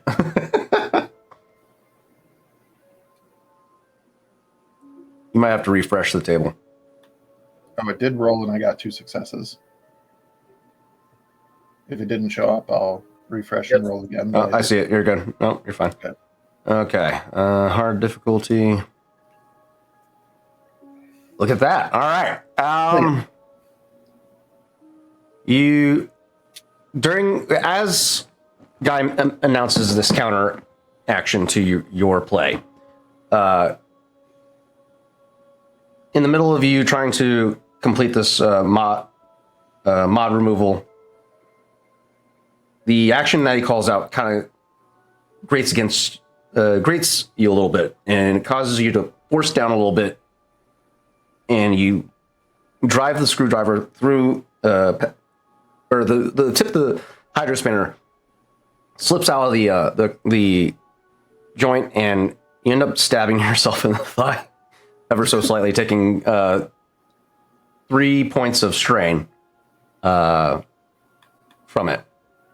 This is fair. So yeah, quite literally, whatever that last maneuver was, Chav's just gonna go. You're gonna hold Vector and mother. Guys just looking at you. Just, are you okay? Yeah, Does it hurt? yeah. Anyway, I win. For now. And with that, like Chav's just gonna like start putting it back together as he just kind of like shouts out a maneuver that, with Guy's like abilities in piloting from the mental battle map that they have, Chav shouldn't be able to do it. Just have that moment of like, Guy hears the maneuver and then he's just chewing, and then you just hear the crunch just stop. And he just goes, can't do that. What do you mean I can't do that? I have done it. You just have that moment just looking at you and just leans in. You can't do that. And then he leans back in, takes one of the snacks. I have done it. And he pops it in his mouth. You're not at the right speed. The velocity isn't right. It doesn't make sense. Legitimately, you can think about it as like taking a turn so tight that it should cause too much trauma to the pilot. And Chav's telling you, yeah, I've done it. Did you see, like, Guy leans back? It's almost like he's gone.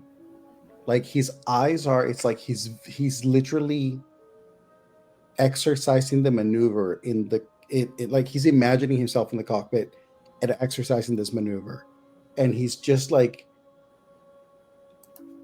and then looks at you and he just has, there's like a little twinkle in the eye of like excitement that he just keeps in his like neutral facade.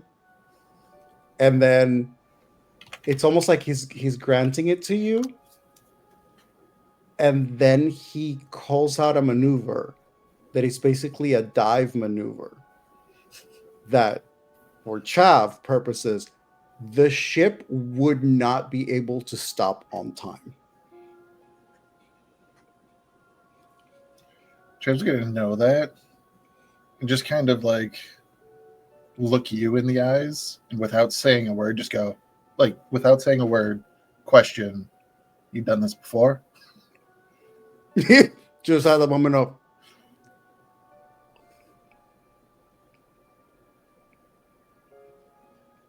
and then he just offers you a snack. He takes it and then just kind of like munches. He'd respond with, follow into the dive, and that's where we'll kind of like, they just have this idea of like, all right, okay, we're gonna put your foot down. Brawl, walking up from the meditation circle, stops next to Dove and goes, Flyboy's at it again, eh? I have no idea what they're talking about half the time, but yes. I love that because that's really how it would be, like saying shit in a Yeah. certain way. Like you guys could probably follow a little bit, but once we get like 2 or 3 maneuvers in, you'd probably wait a minute, hang on. Listen, Dove understands. You dive, you turn, you pull back. The moment you start throwing in names, maneuver, she's like, I just fly the ship. Which is actually crazy because they would probably be using the same terminology because Chav also went to the Imperial Flight Academy. No And idea. that's a good point. Guy, go ahead and give me a cool check as you're interacting with Chav. And actually, no, you would have picked up on this during your preliminary investigations on the crew.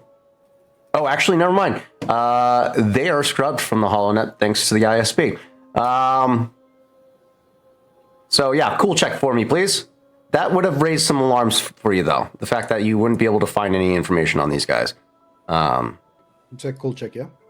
Yeah, cool check. It's going to be, let's see.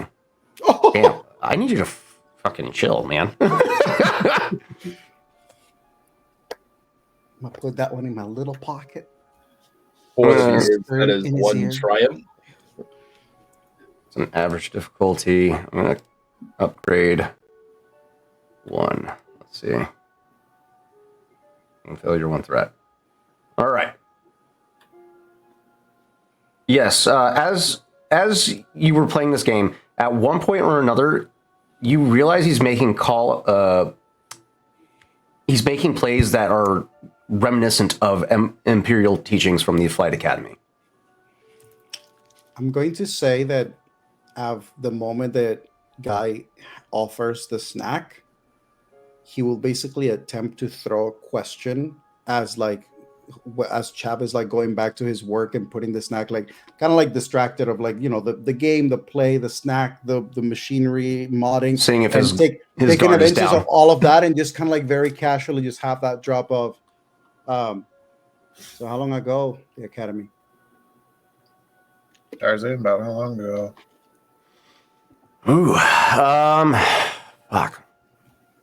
When did I say it was? Fuck, I know I gave it a timeline.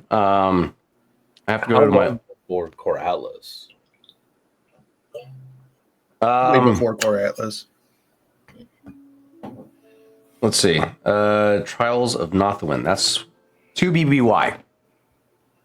2 BBY, and we're yeah. currently at what? 4 ABY. So a couple years ago. Yeah. Chav kind of like putting the holdout blaster back together is just gonna like, two cycles ago. No. Before the Battle of Yavin. So we're currently at 6 years. 6 years ago. 6 years ago. Wait a minute. How about you?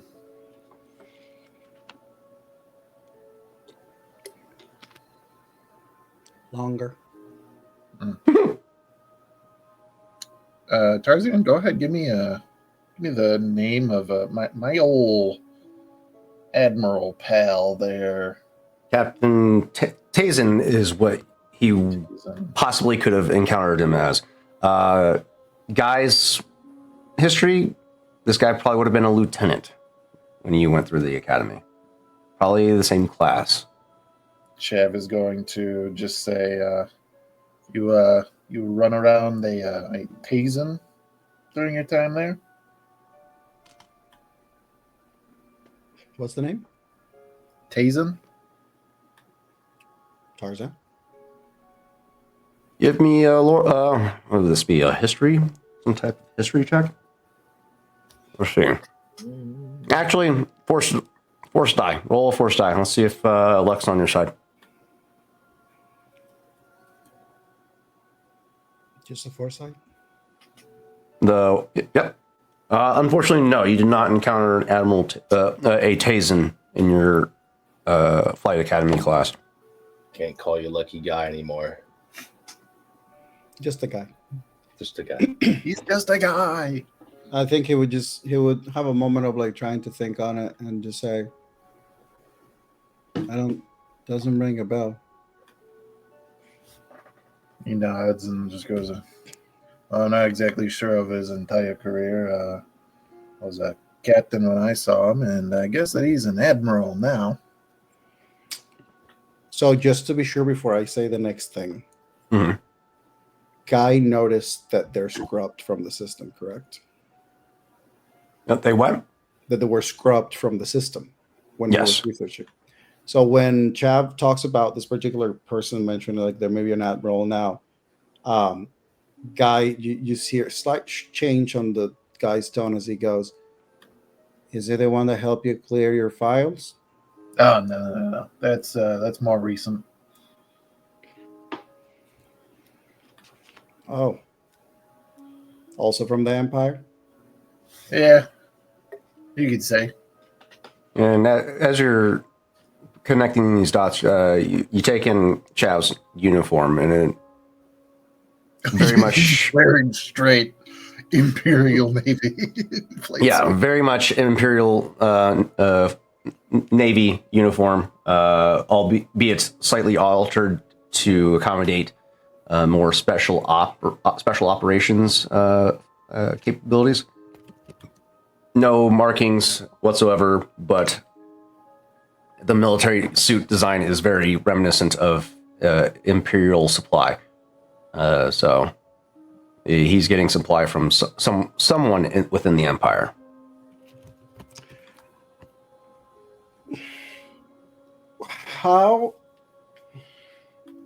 What are the chances of Guy, even if not technically actually knowing, that Guy may know, considering the fact that Chav is wearing what he's wearing, that Guy was also part of the Empire, and that Guy did the type of missions that Guy did? Like, how close would Guy come to have a presumption or a guess as to what this is, considering also the fact that he's wearing Imperial looking clothing, he worked for the Empire, but he's not in the system, yet he's wearing the clothing. Right. You would have heard ghost tales of the ISB. The ISB is a pretty well-known security force within the Empire, but the way they function and the way that they're presented and the way that they actually function, two separate things. They function as a infiltration team or a organization, spy network. That's what I'm looking for. Whereas they're presented as a security force within the Empire. Basically, they're presented as cops, but they function as a special forces unit instead. So you would have heard ghost tales of ISB agents throughout the.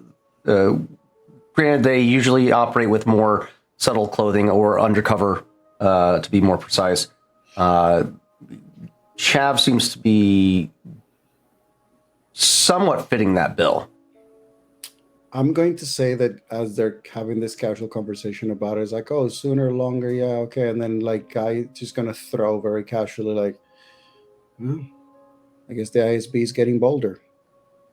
Eyes locked on Chav. And James is gonna like with that basically like having reassembled the blaster, just kind of like picked it up, kind of cocked the hammer back, making sure that it looks good. Just kind of stops and then looks up and slow turn up at guy and just go, any shit you don't fucking know? Depending on your reaction, I would have continued to not know. But thank you for confirming. He's new, all right. About as new as this, as he holds up his very gaudy gold mechanical right arm. And just kind of says, like, yeah, kind of sort of has me by the balls or by the ship, if you will, at the moment. And on top of that, he's pointing me in a pretty good direction that I feel like flying. That Tazen guy, he's apparently pushing his thumb down on my homeworld.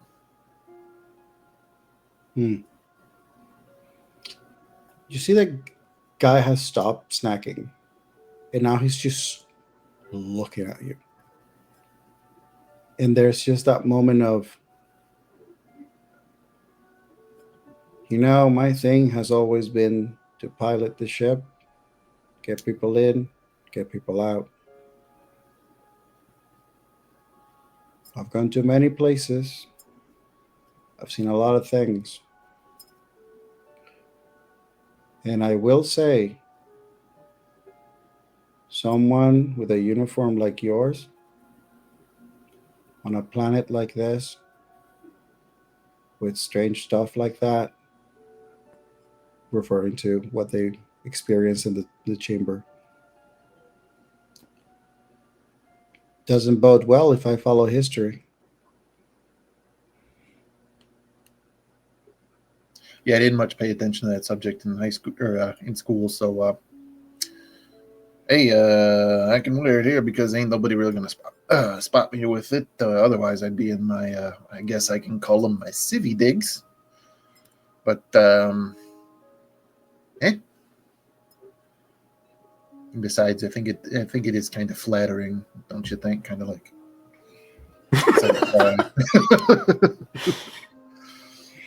You see that guy seems to have put his snacks away. He actually stands up, goes to you, places the snacks on the table where you're working on the machine, and turns around to leave, pauses and looks you up again and just goes, I stand by what I say. And then looks at you and says, don't die stupid. And then he leaves. Dog turns around and says, I think we just witnessed the Flood Boys make peace. Rare sight, I do say. Chav's just gonna kind of say, sort of under his breath, like, "Well, do you to think that I'm gonna die?" And he like goes to holster the pistol and then rubs the wound in his thigh for a moment, like not putting two and two together. Gal shows up later with an ice pack, just like drops it on you, leaves and rolls away. As Raw walks past him to the ship to get his books, he just looks down at the modification he was doing. Well, city boy fashion notwithstanding, I'm sure glad that you can fly better than you can do modifications. Hey, I got it out. You just pop the chamber locks there and slid the rails forward. You'd have got it out just much easier. Listen, I know ships, I don't know guns, but you know what? That fucking thing, and he's going to point to the E11 that's, just sitting basically next to whatever his cot is. He goes, I think it's too damn heavy, and if I'm going to be chasing your ass down all the way through tunnels with, giant freaking wolf-like abominations that disappear into nothingness, then I'm going to need to be a little bit lighter on my feet. So, and that's when he does the sort of like gunslinger spin and holsters the holdout blaster and goes, I wish that it was somewhere in the middle, but I'm broke. Raw extends his hand. May I? Hey, knock yourself out. It's just a holdout blaster. It's now it is stock. He did have a scatter mod in it, but he did remove it successfully. The reason why I took it out is because the scatter mod brings its range from short down to engaged, and kind of seems like, he's got the exo glove now. He doesn't need something else in engaged range. So short is better than everything being right around him. Right. What you see, he pulls out like a small, like tinkering screwdriver that has lots of like little contraptions you can pop and swap and stuff. Swiss Like- Army knife. Yeah, kind of thing. Literally takes all of 5 minutes. You see him do something with it, and you're like, you can't really follow. And then he gives it back to you. You now would have 2 additional hard points to your holdout blaster. Oh shit! You gotta do an ability check first. I know what you're talking about, but you need to do the ability check. It literally just says may add additional hard point to number of items. Yeah, you have to do a mechanics check to do it, though. Very well. I will Let's do see. that. Your ability should say what the difficulty is for it. Does not This is say Sapper or Outlaw Tech? Outlaw Tech. Tinkerer. May add 1 additional hard point to a number of items equal to ranks in Tinkerer each time. Oh, Tinkerer. Mm-hmm. May only be modified once. That's it. That's all it says. Interesting. Let me double check. I can roll a mechanics check for you. I can totally do that. If you don't have to, you don't have to. But let me double check just to make sure. While I appreciate this, I don't have any more. This is But fine. but yeah, for the time being, yeah, you get 2 additional slots to add to your blaster pistol, should you desire. I'll add that to the sheet. That's good. That brings it up to a grand total of 3. That being said, you guys situate yourselves for the evening to prepare for the next day. Who is taking first watch? Dove, probably. And she volunteered. If Dove or Guy don't raise their hands, I'm gonna be pissed. All right. I'll take second and use that time to study. Okay. Guy probably takes it with Dove. All right. It's about midnight now with all these interactions that took place. So the Dick team's probably going to get up at around 8 since they had gotten to bed before you guys.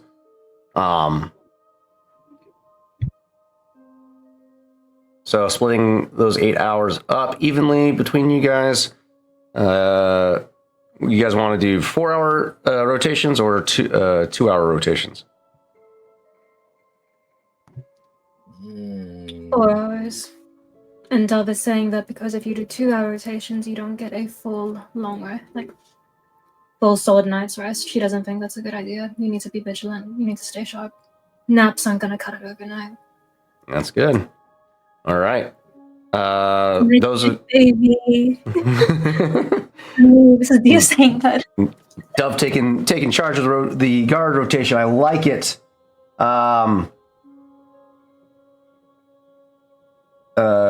How does one recover strain? By getting a full night's sleep. That's how. But also That you being- can roll cool or discipline checks after an encounter, and the successes Correct. are the amount of strain that you recover. Yeah. I don't think what we did counts as an encounter. So with Chav and Roll going to bed first, you guys will go ahead and recover your strength first. While that's going on, I need Guy and Dove to make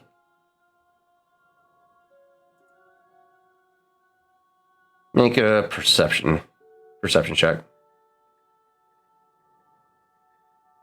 One success for advantages. This will be an average difficulty challenge of 1. As you guys take up the first watch. You said perception? Yes. Can I argue vigilance? You can. Can I have Uno with me? And roll for him? Yeah. That's fine.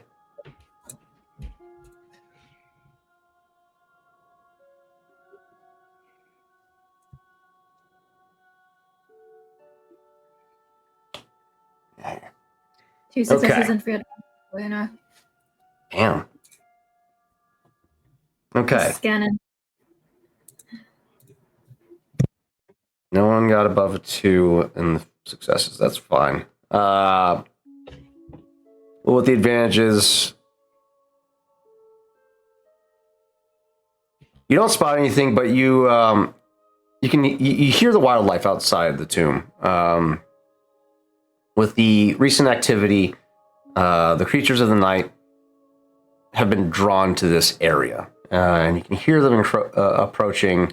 In fact, Guy, with your security measures in place on the exterior, you get a couple blips, and you send. How do you respond to those blips? Depending on where we're taking the watch, Gal will probably be covering whatever other area. So, like, if we're taking the watch, like somewhere in the beginning of the tomb below, Gal is probably on the outside. So, if there's any particular like alerts on the stuff that's outside, Gal has point of view, so they can actually communicate, like relay information to Guy and vice versa. Gotcha. Yeah. So, how would you deter this encroachment? Are you just letting it pass by? You having Gal try and fend it off? Depending on what they communicate, if I would use the bioscanner, Okay. try to find out what it is. Gotcha. That's cool. There we go. You spot, after taking a moment, what are these creatures called?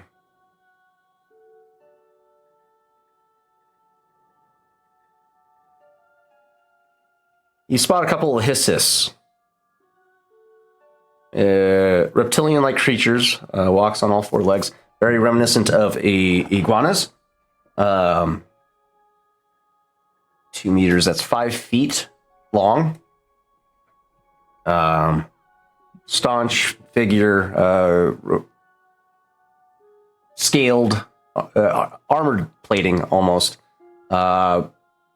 They seem to be traveling in a pack towards the direction of your ships, seemingly drawn to possibly the heat that's emanating off of the external paneling from the sun from earlier in the day. So that's what you're saying. If it's moving toward the ship, Gal is basically the equivalent of like, "Come on, punk, make my day." It's basically Gal just making the chirps and then just activated like the defenses of the ship and just having that moment of like trying to like scatter them off. You know, like it's not intent on attacking them. It's just that thing of like creating like the rattle. Gotcha. To potentially get them to scatter off and get the hell away. So Gal, once she gets clarity on the creatures passing through the electro fence, she begins rushing up towards the creatures threateningly with her mandible out, sparking off her stun mandible. It's just arcs of She electricity actually has flaring out. a welder, like an arc welder. There you go. Which is like, so it would just be this electrified melee thing that is just like buzzing and like static and stuff. It's just like Yeah. So generating as much noise as loudly and quick and rapid succession, you watch as those creatures that had crossed the security perimeter immediately scatter off into the darkness. First watch goes about just as uneventful for the rest of the night. Your first watch is concluded. As we draw near second watch, Rawl, your rest is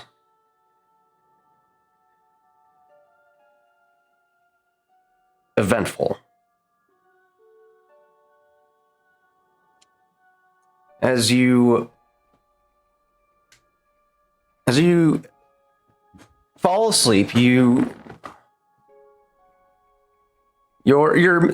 thoughts still localized on Oho, especially after the moment that you had with Ego and an attempt to reach out and connect with him. And your dreams take you back to a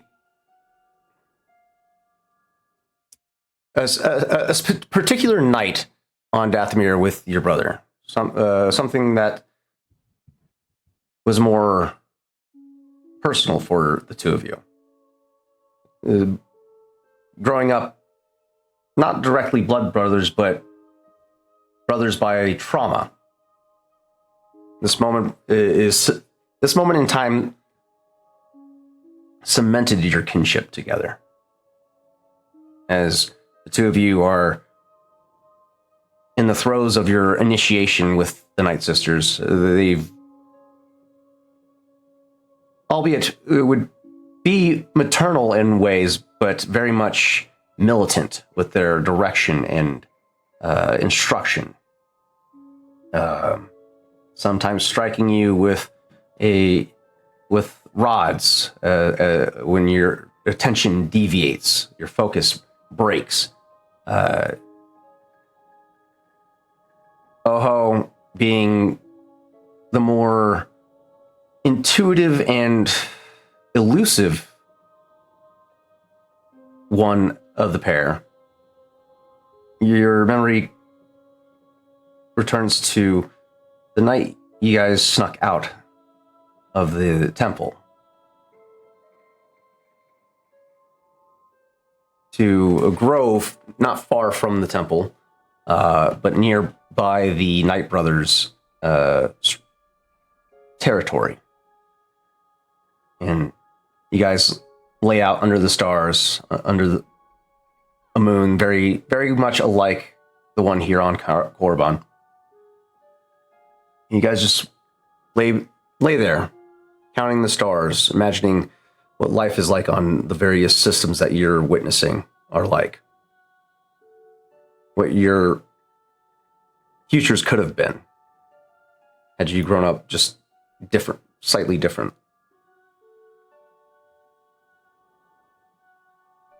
As the stream progresses, you turn to look upon your brother. And there is no face, just a void. You remember what his face looks like, but for some reason, you can't, for the life of you, recall it in this moment. And this void encompasses your entire vision. And you find yourself in a vast, black, emptiness void.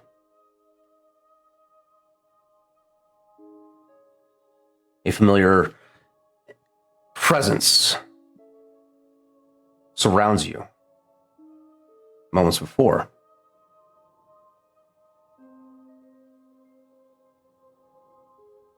drawing your focus, your attention back to a single door, surrounded by the empty void. You take a step towards this door, and it grinds open.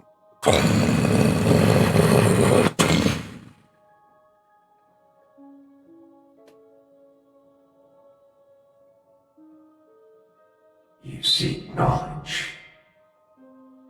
You seek power.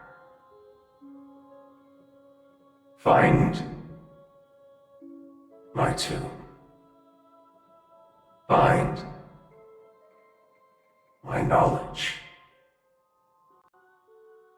It is yours for the taking.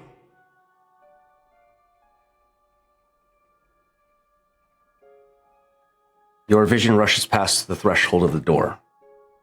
In comes to view a sarcophagus surrounded by desiccated bodies, 6 in total. All sporadic throughout the chamber, except for one that's draped over the side of the sarcophagus. The lid of the sarcophagus slightly ajar, the desiccated body hanging on just by a limp limb. Inside, as you peer, your vision pierces through the lid. A corpse of what was once a humanoid in appearance. Strange formations of either bone or cartilage that protrude from the eyebrows and the jawline, forming some type of writhing flesh-like or cartilage-like beard and facial hair structure. Similar to that, but it very much either bone or cartilage-like material. This body, somewhat fresh, despite its entire surroundings being ancient beyond recognition. Your vision pans up to closer to the eyes. Now hollow and devoid of any flesh.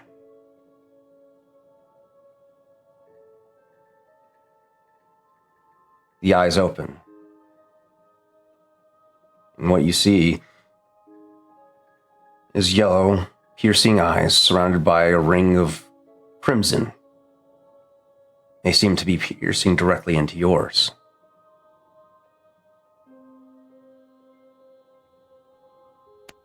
And he seems to welcome you. And that's where we'll end tonight's session. I would say thematically as well, as the eyes open in the dream realm, he kind of softly says, "Who are you?" And as the dream ends, instead of him kind of whispering that, he's screaming it as he wakes up. I'm not going to scream because that's going to hurt everyone's ears, but yeah, you get the idea. As the first watch concludes their watch, and they proceed to wake up the next group. You witness as Rawl lurches from his slumber, calling out, "Who are you?" And that's where we'll end tonight's session. Thank you, all you wonderful 2B Dicers, for tuning in to tonight's episode of 2B Dice Star Wars Edge of the Empire. I'll give you guys brownie points if you're able to identify the language of which, or the title of tonight's episode, as it is in another language. But tune in next week for the continuation of this story and where it will proceed, as the rest of this adventure is to be diced. We'll see you next time. Take care.